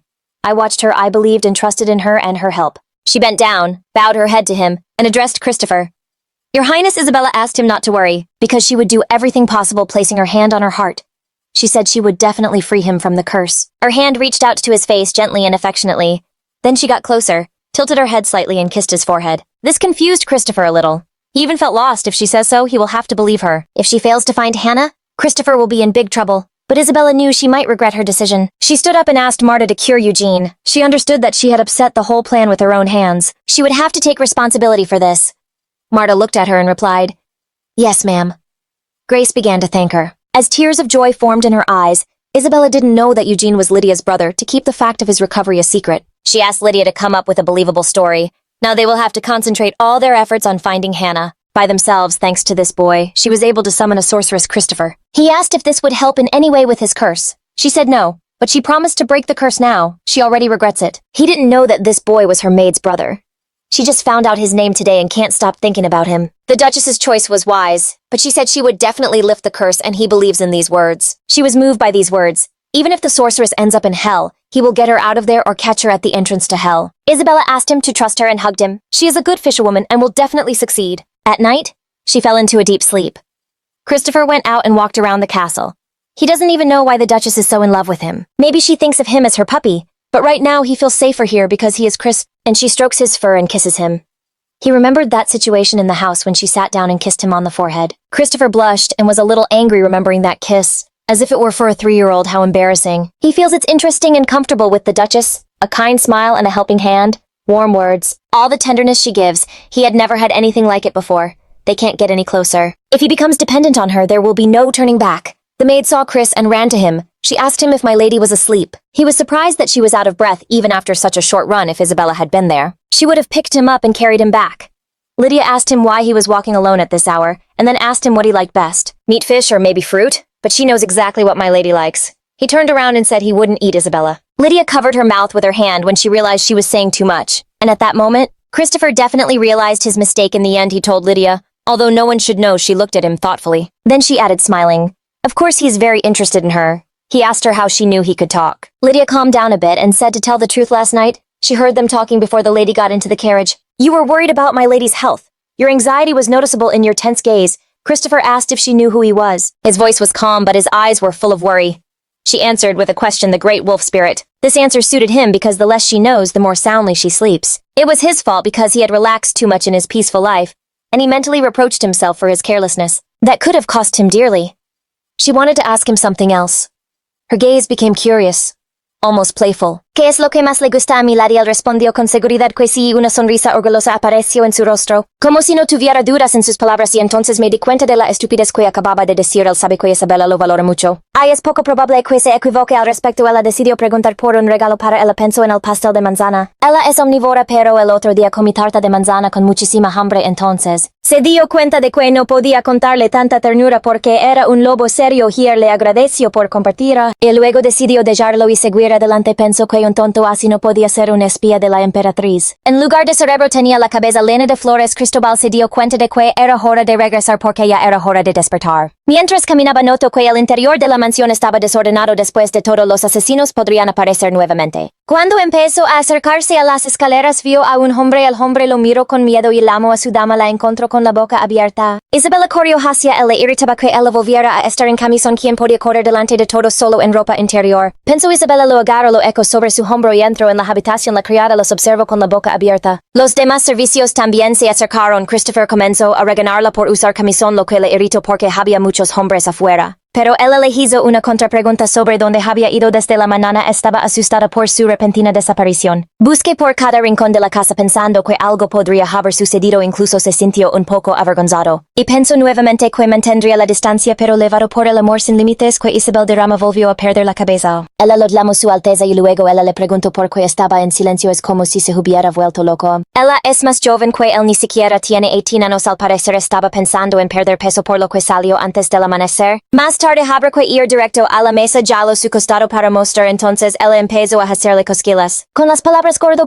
a él realmente no le gustó, ella siempre ha sido así. Una chica traviesa a la que le encanta burlarse de la gente, se siente como si ni siquiera viera a una persona dentro de él. Y que solo pudiera pensar en algo. Ella notó que Christopher estaba un poco molesto y dijo que estaba bromeando. Su príncipe lobo era el más guapo, pero agregó que como persona era mucho más guapo. Isabella dijo por supuesto, ya que el lobo es hermoso, entonces como persona debe ser aún más encantador. La corrigió, no más encantador sino más hermoso. Christopher se dio cuenta de que ella parecía estar calmando al perro que hacía pucheros. Él preguntó cuándo se convirtiera en humano si ella continuaría llamándolo guapo o bueno. Esta pregunta la sorprendió Isabella. Asintió y dijo que cuando regresara a su forma humana su relación no cambiaría. Quedó satisfecho con esta respuesta. Algún día no se convertirá ni en la ama ni en el lobo, y alguien mucho más cercano algún día se acostó al lado de Isabella y puso su pata sobre su mano. Es su culpa el karma. ¿Cómo puede esconderse también el paradero de Hannah aún es desconocido? Y pensó que si escuchaba rumores sobre Eugene definitivamente aparecería. El problema es que ya ha cambiado completamente los acontecimientos del original. Ella notó que Christopher caminaba hacia ella, él se acercó y apoyó la cabeza sobre sus pies. Y luego la miró muy suavemente como si quisiera pedirle atención. Todo le pareció tan lindo que no pudo evitar murmurar. Con una sonrisa era de esperarse, pero no fue fácil aceptarlo. Isabella también le pidió que no se preocupara, porque tarde o temprano Hannah definitivamente sería atrapada. Ella era increíblemente buena pescando, agregó Christopher con una leve sonrisa. Como si eso lo explicara todo, Isabella levantó una ceja. Su voz ligeramente escéptica. Había captado algo, pero ella lo atrapó. Isabella pensó que había escuchado mal, no esperaba esas palabras de Christopher. Ella dijo que era una broma. Él la interrumpió y le dijo que honestamente había entendido todo correctamente. De repente se emocionó y ella estaba a punto de atrapar.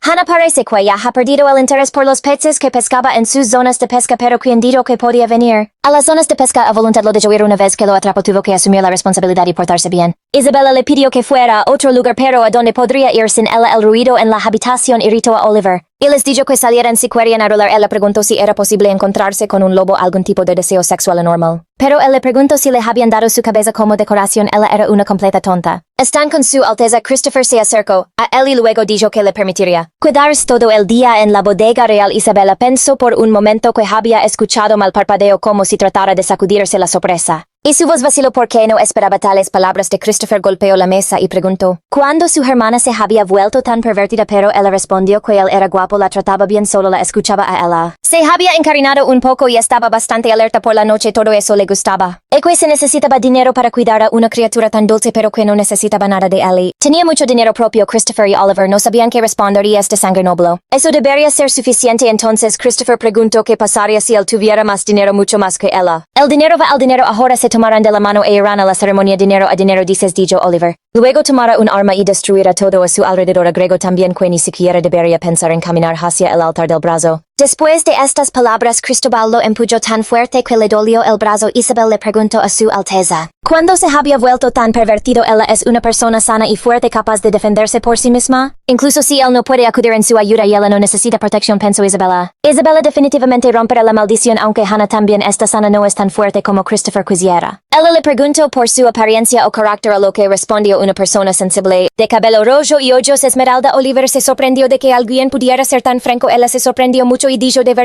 verdad, mira así a su hermano Leonardo, es fuerte, sano, pelirrojo y tiene ojos color esmeralda. Ella realmente no sabe si él es sensible, pero definitivamente se trata de su hermano. Luego Christopher dijo que en este momento solo quiere matarla. Oliver comenzó a reír a carcajadas y añadió que probablemente era por desesperación, era simplemente imposible. Isabella no entendía que le pasaba y la fiesta del terminó rápidamente. Oliver terminó siendo mordido por Christopher por burlarse de él. Después de esto, Christopher enfurunado se dirigió a su habitación. Marta se acercó y preguntó por su preocupación por esa hechicera. Si había algún rastro podrían rastrearla. Eugene entró en la habitación y saludó a todos. Ella se alegró de que él estuviera mejor cuando se conocieron. Él era piel y hueso, su estado mejoró rápidamente. A esto no podía dejar de agradarle, su tez se volvió más saludable, sus ojos brillaron. Y sus movimientos recuperaron su antigua facilidad. Todo es gracias a Isabella, definitivamente le agradecerá su amabilidad. Incluso está dispuesto a dar su vida, pero no hay necesidad de ello. Eugene le entregó una taza de té de la que se elevaba un ligero vapor de té aromático. En algún momento ella le agarró la mano. En su muñeca levaba una pulsera hecha de hilo, decorada con un lirio. Se preguntó de dónde la había sacado. Lo consiguió en el pueblo. Alguien dijo que sería muy bueno para la salud. Inmediatamente se dio cuenta de que era Hannah había legado al ducado. Isabella le preguntó cuándo había conseguido la pulsera. Preguntó intentando mantener la calma, a lo que él respondió. Hace 2 días, sin siquiera sospechar la tormenta de emociones que sus palabras provocaron. Marta le pidió a Eugene que le prestara la pulsera por un rato. Si ayuda, entonces por supuesto sería bueno que se quedara en el ducado. Pero simplemente seguir el rastro sería suficiente. Marta dice que puede ser rastreada. Ella necesita contarle esto a Christopher pronto. Al estar feliz, Isabella corrió a toda velocidad. Su corazón latía salvajemente en su pecho. Parecía que incluso el aire a su alrededor resonaba con su impaciencia. Con alegría abrió las puertas de la habitación con un movimiento brusco, casi arrancándolas de las bisagras. Sus ojos brillaban de anticipación y esperanza, pero la habitación la recibió con un silencio sepulcral. Estaba vacía. Christopher no estaba allí, solo las cortinas ondeando junto a la ventana abierta y una ligera brisa. Isabella no podía creer lo que veía y se quedó allí en estado de shock. Maldito perro, espetó entre dientes, con la voz temblorosa por la rabia y la frustración. No te escuchara en absoluto. When she went out,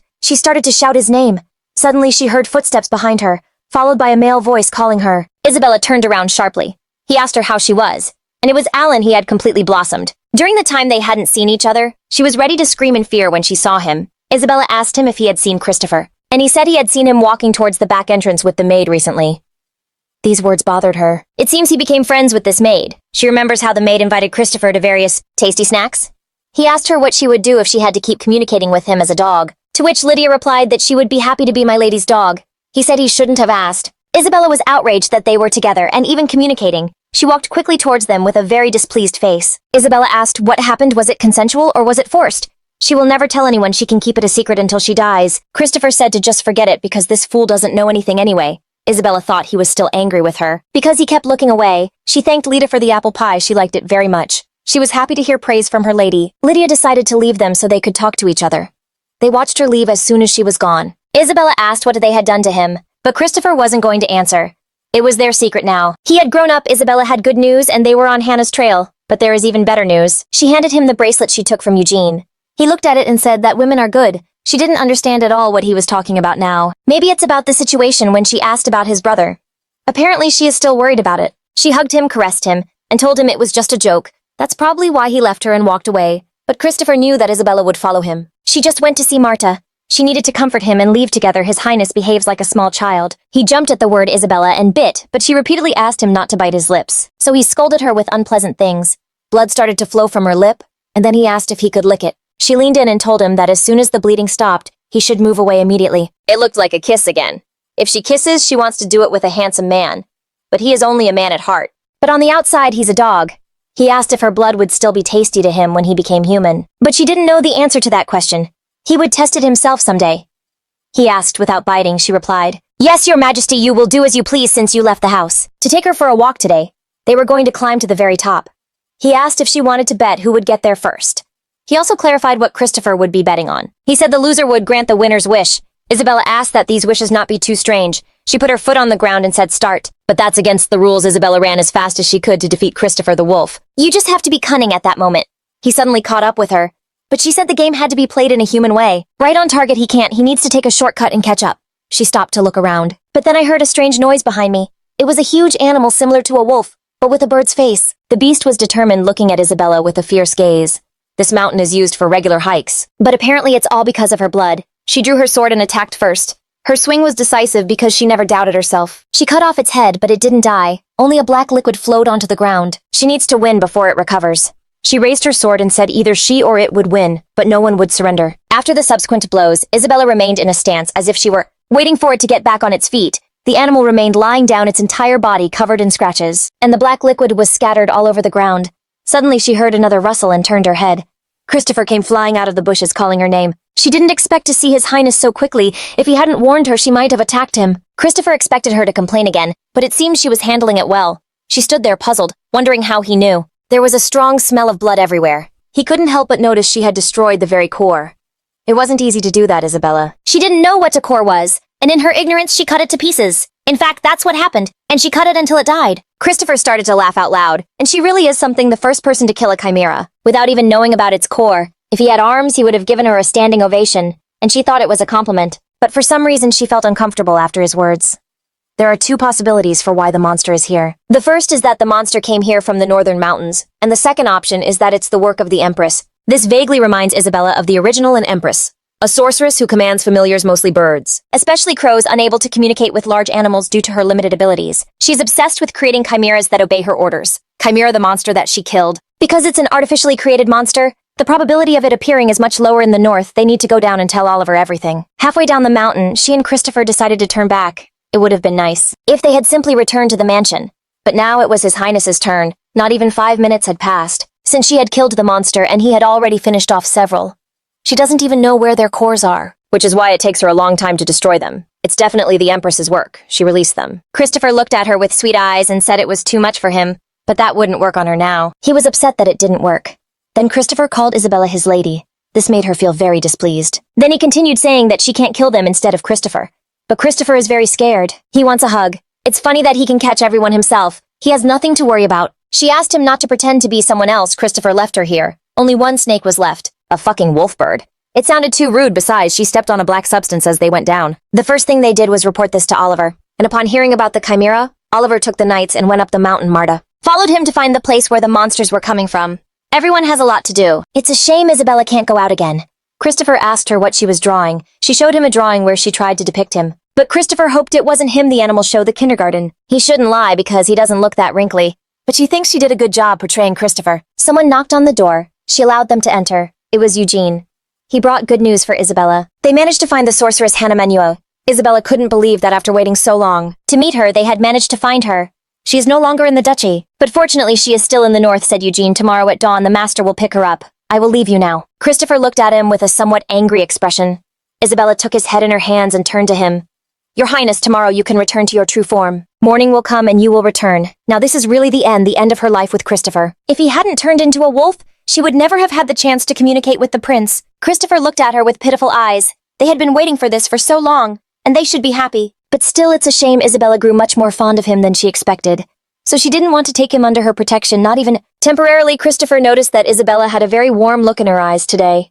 He said that since today is the last day, she should remember it. So as not to forget anything, he said it as if he were going to die. Isabella knew he wouldn't die. But if he managed to imprint on Hannah, she wouldn't be able to see him anymore. So she needed to do this right. She took his snout, drew him toward her, and kissed him softly on the nose. A goodnight kiss and a farewell kiss, she said. She wished him sweet dreams. It's very difficult for her to sleep while hugging Christopher when she turned over in the morning. Her hand touched Christopher. But while sleeping, she did not understand what kind of texture it was. The fur had disappeared. He would be glad if she stopped touching him. Isabella opened her eyes to see better. She jumped up screaming with a huge surprise on her face. Christopher took her hand, and then said good morning. She noticed the silver hair and golden eyes. Then she realized she was lying in the same bed. With a naked prince, Isabella even doubted if this was really her Christopher. When he stood up, she suddenly jumped back. Because he was completely naked, everyone could hear screams from the room. He asked her to calm down a bit. But right now, she could not be calm. She asked him why he suddenly turned human, but he did not know himself. He opened his eyes and he was human. Perhaps the poison the Empress used on him had been absorbed, but then it turns out there is no need to look for Hannah anymore. They were a meter apart. Christopher wanted to ask her a question. He was curious if she thought he was handsome. Only his lower half was covered and he looked like a pervert. But of course the main character is a bit different. She answered that she did. She did not understand where all of Christopher's fat had gone. He had covered himself because she was looking at him mischievously. But then Isabella started prodding his chest. She asked him to wait a moment. She needed to go find Oliver. And Isabella went downstairs. She could not believe how this could happen. The reunion she had imagined with respect for the now human Christopher. Dressed, of course, but as they say, dreams are a dime a dozen. Most likely he had imprinted on her and not on Hannah. As it should have been, imprinting happens in 2 stages.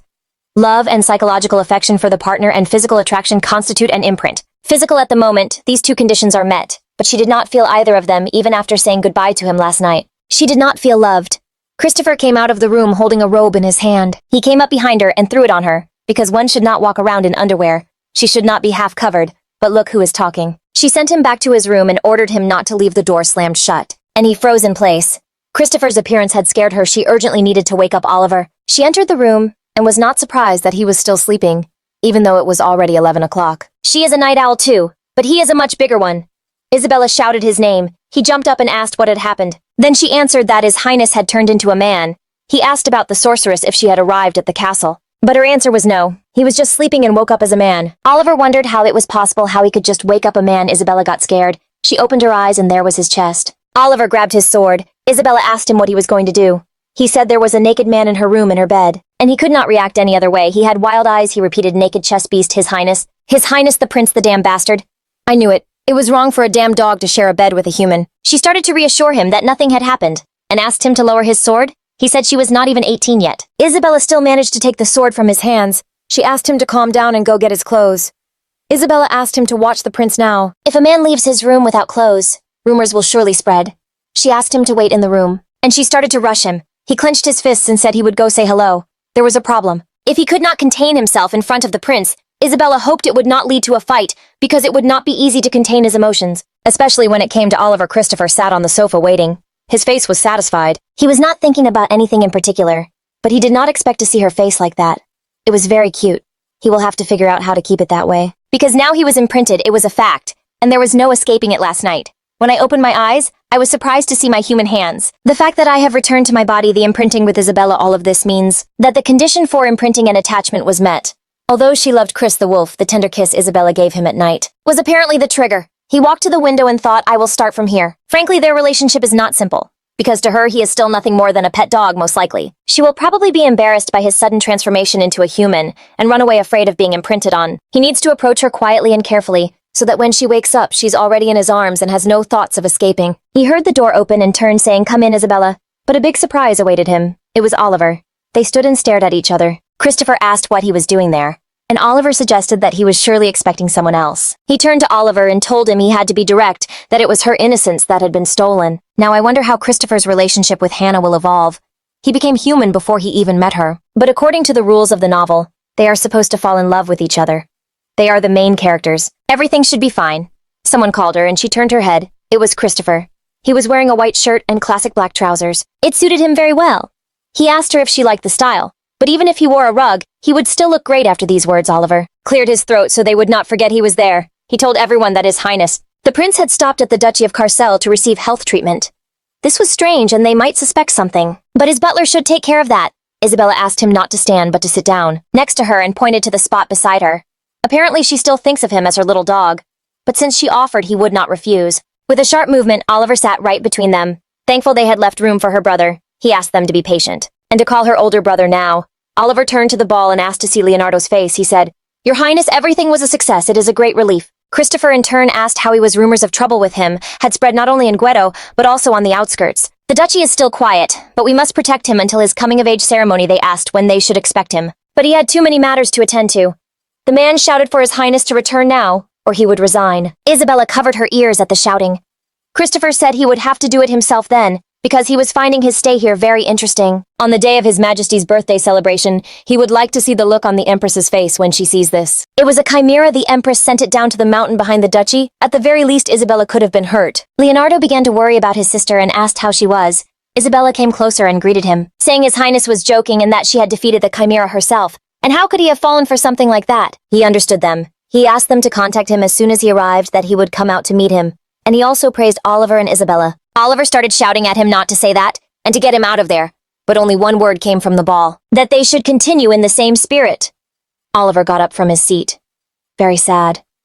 Isabella looked at Christopher and invited him to go out with her. He accepted immediately without a second thought. While Oliver was with the ball trying to reach Leonardo, they quickly disappeared from his sight. The whole castle could hear screams that there was a damn dog in his house. Oliver had to tolerate Christopher in the mansion, and instead of eating, he started to drink heavily. If he was just going to drink, what was the point of following her to the dining room? The liquid was just running straight down his throat without any need for snacks.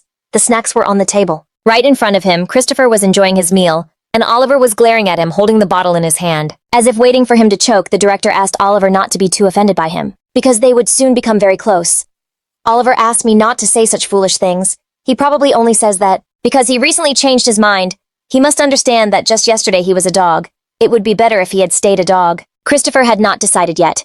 He also turned to Isabella, and then looked at her as if he were flirting. And he asked if she thought he was handsome to her. He was so handsome, she could not even describe it in words. Oliver was indignant. If the face was good, the rest should be good too. He asked not to say such nonsense, because the body must also be beautiful. Christopher suggested going to the cellar, but this time it wouldn't work. He would let him drink as much wine as he wanted. Oliver thought about it, because how could he refuse such an offer? Christopher then asked if their dialogue was over. Without waiting for an answer, he broke off a piece of the fluffy cake, and with unexpected tenderness approached Isabella. With the clear intention of feeding her with his own hands, Isabella opened her mouth mechanically, but at that very moment, someone's hand appeared between them. Oliver intercepted the fork with a triumphant look, and brought the treat to his sister, and began to feed her himself, saying, "Your brother will treat you." She grabbed his face, her eyes shining, and then asked what he was doing. Isabella stood up and started yelling at him because he was truly sick. And she grabbed his jaw so hard it hurt. But he can't just watch them fall in love. Isabella considered those words to be complete nonsense. If he was drunk, he should go to his room to sleep. What he was thinking would never happen, she added, rolling her eyes because she and the prince were just friends. She grabbed him by the nape of his neck. But Oliver immediately started babbling, I'm sorry, I won't do it again." His tone was so pathetic that even Christopher snorted involuntarily. Isabella turned and suggested that His Highness should go and leave Oliver there. Since he had managed to get on everyone's nerves, she turned to him again, because he ignored her. He had a sort of angry and gloomy face. He asked where she was going. Isabella did not expect such a response to her question. Christopher stood up with an unreadable face. "Maybe you could just leave me here," he suggested coldly, with irritation clearly evident in his voice. Isabella felt a deep disappointment. Had she done something wrong? These thoughts immediately assaulted her, but she couldn't figure out what she had done wrong. His gaze was so icy that she even thought he might kill her on the spot. What was happening to him, she thought. At that moment, Marta entered the room. Upon seeing the prince, her eyes widened. She asked how Christopher became human again, blurting it out in complete bewilderment. But somehow it just happened. She didn't expect it to happen today, and why not a day earlier? If it was going to happen? And they forgot, what a shame. But first she had to ask about the main character. Marta straightened up and said in a professional tone that Hannah was waiting for them in the living room. Isabella immediately jumped to her feet. "We have to go in now," she said sharply, looking at Christopher. Her tone left no room for objections. From the first meeting, everything went wrong. She couldn't manage to imprint. "I thought if he just got used to her face, then everything would work out." Hannah curtsied and greeted everyone. She made an elegant curtsy, smiling from ear to ear, and introduced herself. "Hello, I'm Hannah Manu. I'm very happy to finally meet you in person." Looking at her in person, Isabella saw that she was as neat as her name. She said with a smile on her face that they needed her help. Pointing to Christopher, she said that this guy had been poisoned and asked her to take a look. Everyone was shocked because he rested his head on her shoulder. Isabella was irritated that he was behaving this way in front of a guest. Hannah covered her mouth with her hand and said, "Oh my God." She asked for his hand, but what did she expect? She then asked Isabella to take it for her, because he was scared. But she wasn't scary at all, although Christopher suddenly flinched, as if in front of him wasn't an elegant lady but a real monster. What was wrong with him today? She thought with desperation. Marta said that Sir Christopher was a coward despite his appearance. What could a man called the terror of the battlefield be afraid of? Finally, Hannah managed to take his hand, but he didn't let go of Isabella's hand either. When he was Chris, she could only feel his fur-covered paws. Now his arms were so long that it was all somehow amazing. She looked at his face. White and silver hair and beautiful yellow eyes. Isabella asked if he was in pain or not because his eyes were red. He said it was because of her. The examination was over. Christopher abruptly pulled his hand away. "There's nothing to worry about," Hannah said. "There are no signs of poisoning. He's completely healthy." They couldn't relax until they had a diagnosis. Although she was glad he had no problem, Hannah then continued speaking. The reason he was healthy. Her voice sounded mysterious, as if she were revealing a mysterious secret. "There's a monster in him. No, more precisely, it's a demon." Hannah straightened up, her eyes lighting up with professional interest. She added, "Or rather, demonic blood flows through his veins." They sat and listened attentively. A tense silence filled the room, holding their breath, listening to every word. Even the air seemed thick with unasked questions. Christopher asked if she could see that, but she could see much more. She tilted her head to the side. Her voice was filled with genuine interest. Then she asked even more. Hannah sees the connection between them, as well as the fact that she is unstable. Isabella sat there, her gaze filled with bewilderment, shifting from Hannah to Christopher and back again. She didn't understand what connection she was talking about. Fragments of thoughts swirled in her head, but none of them formed a logical picture. Marta looked at her and then asked what she was talking about, but she had no answer to that question. Christopher approached Hannah and grabbed her chin. "You seem to have talent and a good eye." Christopher laughed coldly, his fingers squeezing Hannah's chin lightly. "But you know, people who say words like that don't usually last long." He whispered so low that only the two of them could hear. A dangerous spark flashed in his eyes. Isabella didn't understand how this could be happening to the main character. Aren't the two of them supposed to fall in love? She thought, If she had known how presumptuous she was, he would have kept quiet. She apologized. Christopher loosened his fingers and leaned back casually on the sofa. Crossing his hands in front of him, his posture radiated a kind of restlessness, but the tension in the air still hung like the silence before a storm. Then he turned to Marta, and she immediately understood everything. Pretending to be busy, she announced too loudly, "We really have to go." Trying to calm the situation, she put her hand on Hannah's shoulder, hinting that it was time for them to leave. The sorceress silently stood up and left, and Isabella watched her go. Isabella asked him what was wrong with Christopher, to which he replied that she was being too arrogant. They couldn't even get close, let alone imprint. She had hoped that Christopher would at least see her as someone who was helping him. She didn't think she would be cursed at by an arrogant person. Isabella stood up and was about to leave when he took her hand and asked where she was going. She replied that she needed to say goodbye to Hannah properly. Christopher looked at her as if she were a child. "Thank you for the clarification," is what he was expected to say. She had called her over, so she definitely needed to say goodbye properly. Turning and looking at Christopher, she said she would be back soon. Isabella managed to catch up with Hannah. The sorceress in turn curtsied and apologized for not being able to help. But in reality, she wasn't the one who should be apologizing. Isabella herself apologized for inviting her over only to have her treated badly. Hannah said she was very kind, but that Christopher was very kind too. It's just that he probably wasn't in a good mood today, and she hoped her own mood wasn't too ruined by this. His displeasure was understandable, because she was very self-assured. "Don't worry, it's all right," Hannah said softly, and Isabella felt a weight lift from her soul. She was actually happy to hear that. Maybe it wasn't so bad. She thought Hannah extended her hands with a smile on her face. Isabella extended hers back without thinking.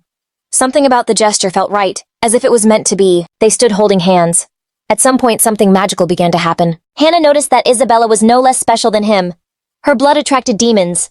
It turns out they are very similar in this regard then. Isabella flinched as if burned and pulled away sharply, breaking contact. Her hands trembling and her heart pounding in her chest. But Hannah simply smiled at her. In the original story, this must have been the reason Christopher attacked Hannah. The pheromones were probably in the alluring scent of her blood, Hannah explained in a low voice, as she watched Isabella turn pale. "I don't know what your life was like before," Hannah said, looking down. But Hannah's life was not the most peaceful. She just said it was better to stay away from him, finally exhaling, as if she was giving a warning, for now her blood is just medicine for him. And Hannah continued choosing her words carefully. She paused as if hesitating whether to speak or not, but she added that one day her blood would become poison for him.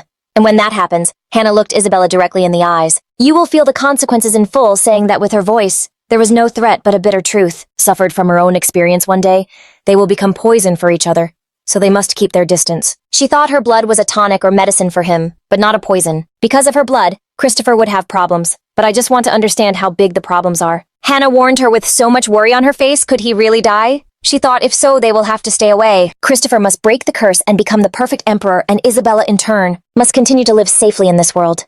Christopher entered the room afraid. Apparently the girl said something bad, but still she didn't want to be separated from him anyway.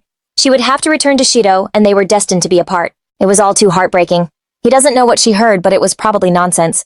He asked her not to pay it any mind. But she can't ignore the main character's experience with superpowers. Isabella approached him and said, "Your Highness, let's talk." He was even a little scared then. Isabella thought her face was too ugly. She got angry and gripped the sheet tightly. Christopher understood everything instantly and asked her to stop. He should have told her no. Then the pillow flew right at him with so much force that he even fell onto the bed. Isabella was scared. She felt she had hit him too hard. Christopher was in pain. It looked like he had dislocated his shoulder. Isabella started to apologize to him. He smiled and said he was in terrible pain, and then added that if someone blows on it, it will go away very quickly. She put her hand on his shoulder and thought it was her fault, so she had to take responsibility. Christopher asked her what she was doing, but she was just trying to set the bone at that moment. Christopher grabbed her and turned her. He pushed her onto the bed and hovered over her, leaving Isabella speechless. All Christopher said was, "It's okay now." In the end, it turned out the pain was gone for him. Apparently, it was a groan of relief.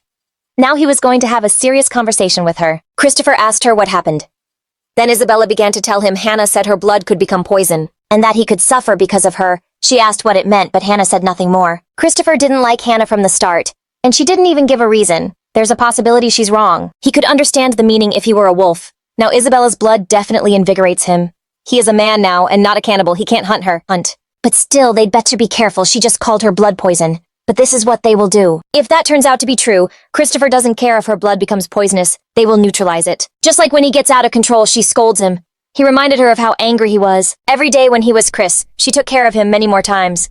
He grabbed her face with his hands and asked her to look at him. Isabella pulled away and asked him to let her go. He could only say that while holding her cheeks. He thought if he makes mistakes again, he'll just ask her to scold him with that beautiful hand. She asked if she could really treat the prince that way. Anyway, she was the only one who could stop him. Isabella clearly remembers how she tried to calm the enraged Christopher, but it would be a shame if he got into trouble because of her. In fact, Isabella was also worried about it. He stroked her head, telling her how honest she was, and that he clearly doesn't want to distance himself from her because of a woman's words, just as she doesn't. But it would be the right thing to do, for each other's sake. But then Christopher asked what would happen if he could guarantee her safety. He also asked her if he could find the right way to protect her. Then would she be okay with it? She replied, "If you can guarantee my life will be preserved." He said okay, he's not going to break up with her. Get those thoughts out of your head. She hadn't forgotten he was choosing a very difficult path. They could solve everything much more simply, just by staying away from each other. That's what she wants. Well, it's not that difficult for them. If it becomes dangerous because of her blood, then they will just avoid bleeding. Isabella scratched her head and said, "Is it really that simple then?" Christopher clasped his hands in front of him and said, "It's decided. This conversation is over." He held out his hand and told her they hadn't gone for a walk in a long time, and offered to fix that. Isabella just said one phrase, "I hate you." However, she got up and accepted his invitation. Isabella was delighted with the conservatory, especially with the variety of flowers growing there. Christopher gently called Rosetta, while taking a linen handkerchief from his pocket. Carefully folded before she could utter a word, she had already sat down on the wet ground, completely oblivious to the possible stains on her dress. A faint smile appeared on her lips as he held out the handkerchief to her. He wanted to spread it out for her. There was a slight annoyance in his voice mixed with concern. Isabella raised her eyebrows slightly, studying his face in surprise. When did he manage to become so gallant? It crossed her mind, but still she accepted the handkerchief from his hands with unexpected tenderness. She spread the cloth on the grass, deliberately making space next to her so that he could sit. Isabella smiled and pointed to the handkerchief. Then she asked him to sit beside her. Christopher sat next to her and covered his face with his hands.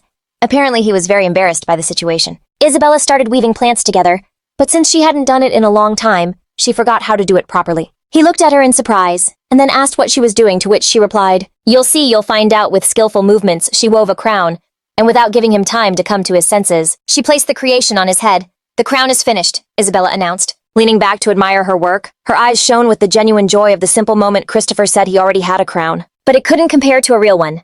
Then he got up and walked in the other direction. Isabella started on a new project. His voice made her look up. He was holding something in his hands, carefully hidden in his fist. He doesn't know how to weave crowns, so he asks her to accept this. In exchange, she really liked the ring he made with his own hands. She didn't even know he could do that. She liked the gift very much. She thanked him, and he asked her to make him more. But Isabella liked this one too. She didn't understand why it needed to be replaced, to which Christopher said it had already fallen apart. Isabella was tormented by a question: could he smell her? But there was a catch to that question. He looked at her inquisitively. He used to smell something delicious when he was Chris, but she smelled normal, and now she smelled a flower. She doesn't know what she smells like, but it must be nice. Isabella doesn't want to worry about being eaten. Isabella asked what Hannah smelled like. He opened his mouth and asked in complete shock why she needed to know her smell. He felt she was a pervert. Isabella knew that Hannah was the main character. There had to be something memorable about her. She decided to let it go since everyone would find out at the birthday banquet. Of the prince, Christopher asked for her hand and told her there was nothing to sigh about. Isabella had a question she really wanted to ask him. The question was how many girls he'd had. From his expression, it was clear the question was very confusing for him. She noticed he got close to her too easily. Christopher decided to ask her the same question, but Isabella had very high standards. No one had ever liked her. He decided to get a little closer and asked what about him. She laughed and said that he was perfect, and that thanks to him her standards were raised because he was the most handsome man in the world. With a smile on his face, he said that in that case, she probably wouldn't have anyone in the future. Isabella is in trouble. She can't get married or fall in love. It turned out she could live alone, which surprised Christopher a lot. She doesn't want to marry a man with relationship experience, so she'll get a puppy and live alone. Then Christopher indignantly shouted, "Well, I'm right here." What kind of relationship can there be if they are just friends, with the words "not friends"? Christopher moved away from her. She did not expect such a response. He continued to sit there offended. Now the question was in his head. If they are not friends, then who are they? Maybe they were colleagues who had overcome adversity together, she suggested. So he expressed his opinion, to which she replied that it was not necessary to decide for him. They have a deeper relationship than she says. And it seemed she was talking about the relationship between a dog and its owner to Christopher. It seemed to him that she still saw him only as a pet. Then she stood up and said that she recognized him as a real person. Christopher. He stood up and said he would go find another owner. Isabella asked him not to do this because they had not prepared yet. Before she could finish speaking, Christopher pressed his lips against hers, making it very difficult to say anything else. Apparently he was very angry with her. He even told her directly not to talk to him anymore.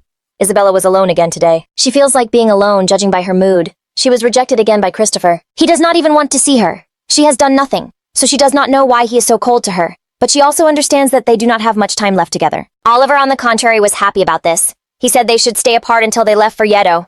They won't be able to see each other when he returns there, said Isabella, with her eyes full of sadness. Then Oliver said they would go together, but she did not understand why they needed her there. Oliver, with wide eyes, asked her why she was not going, but Isabella simply did not see the point. Specifically to the coming-of-age ceremony. Had she forgotten after the banquet in honor of the prince's birthday? There will be a coming-of-age ceremony. Isabella moved the cup closer and said she would stay home after these words. Oliver shouted very loudly. Isabella even had to cover her ears with her hands. She asked him to speak a little quieter, because her eardrums would burst. Oliver grabbed her by the shoulders and started shaking her. He told her that she absolutely had to go to the ceremony in Yedo, because she herself had said that she would rather die than stay in the north, and that she herself was going to live luxuriously in Yedo. She pulled her hand away, saying that she had already changed her mind. Oliver can't believe what he hears, because she says she has changed, but has she really changed that much? He immediately bombarded her with questions about her health. Maybe she was sick, but she was fine. Isabella asked him if he would be living there until the ceremony. He nodded. She would stay home a while longer. If that were the case, she would not be so sad. Is it really necessary to go to Yedo to get involved in dirty political games? Exactly, besides the Empress will be there. She will not stay on the sidelines, Isabella decided to add, especially. After Isabella took care of His Highness and protected him, the Empress will consider her a henchman, and will start to viciously attack her until she loses heart. The poets reason that she will not go in the original. The Empress was easily killed. Obviously, meeting her now does not promise her a long life. Oliver stood up. He stroked her head and told her that she knew right from wrong well, but that she was no longer a child. Even your eyes are clear and bright, added Oliver with a smile on his face. This infuriated Isabella, and she began to mess up his hair, telling him not to treat her like that again. Then suddenly Simon enters the room. In fact, he was standing behind the door.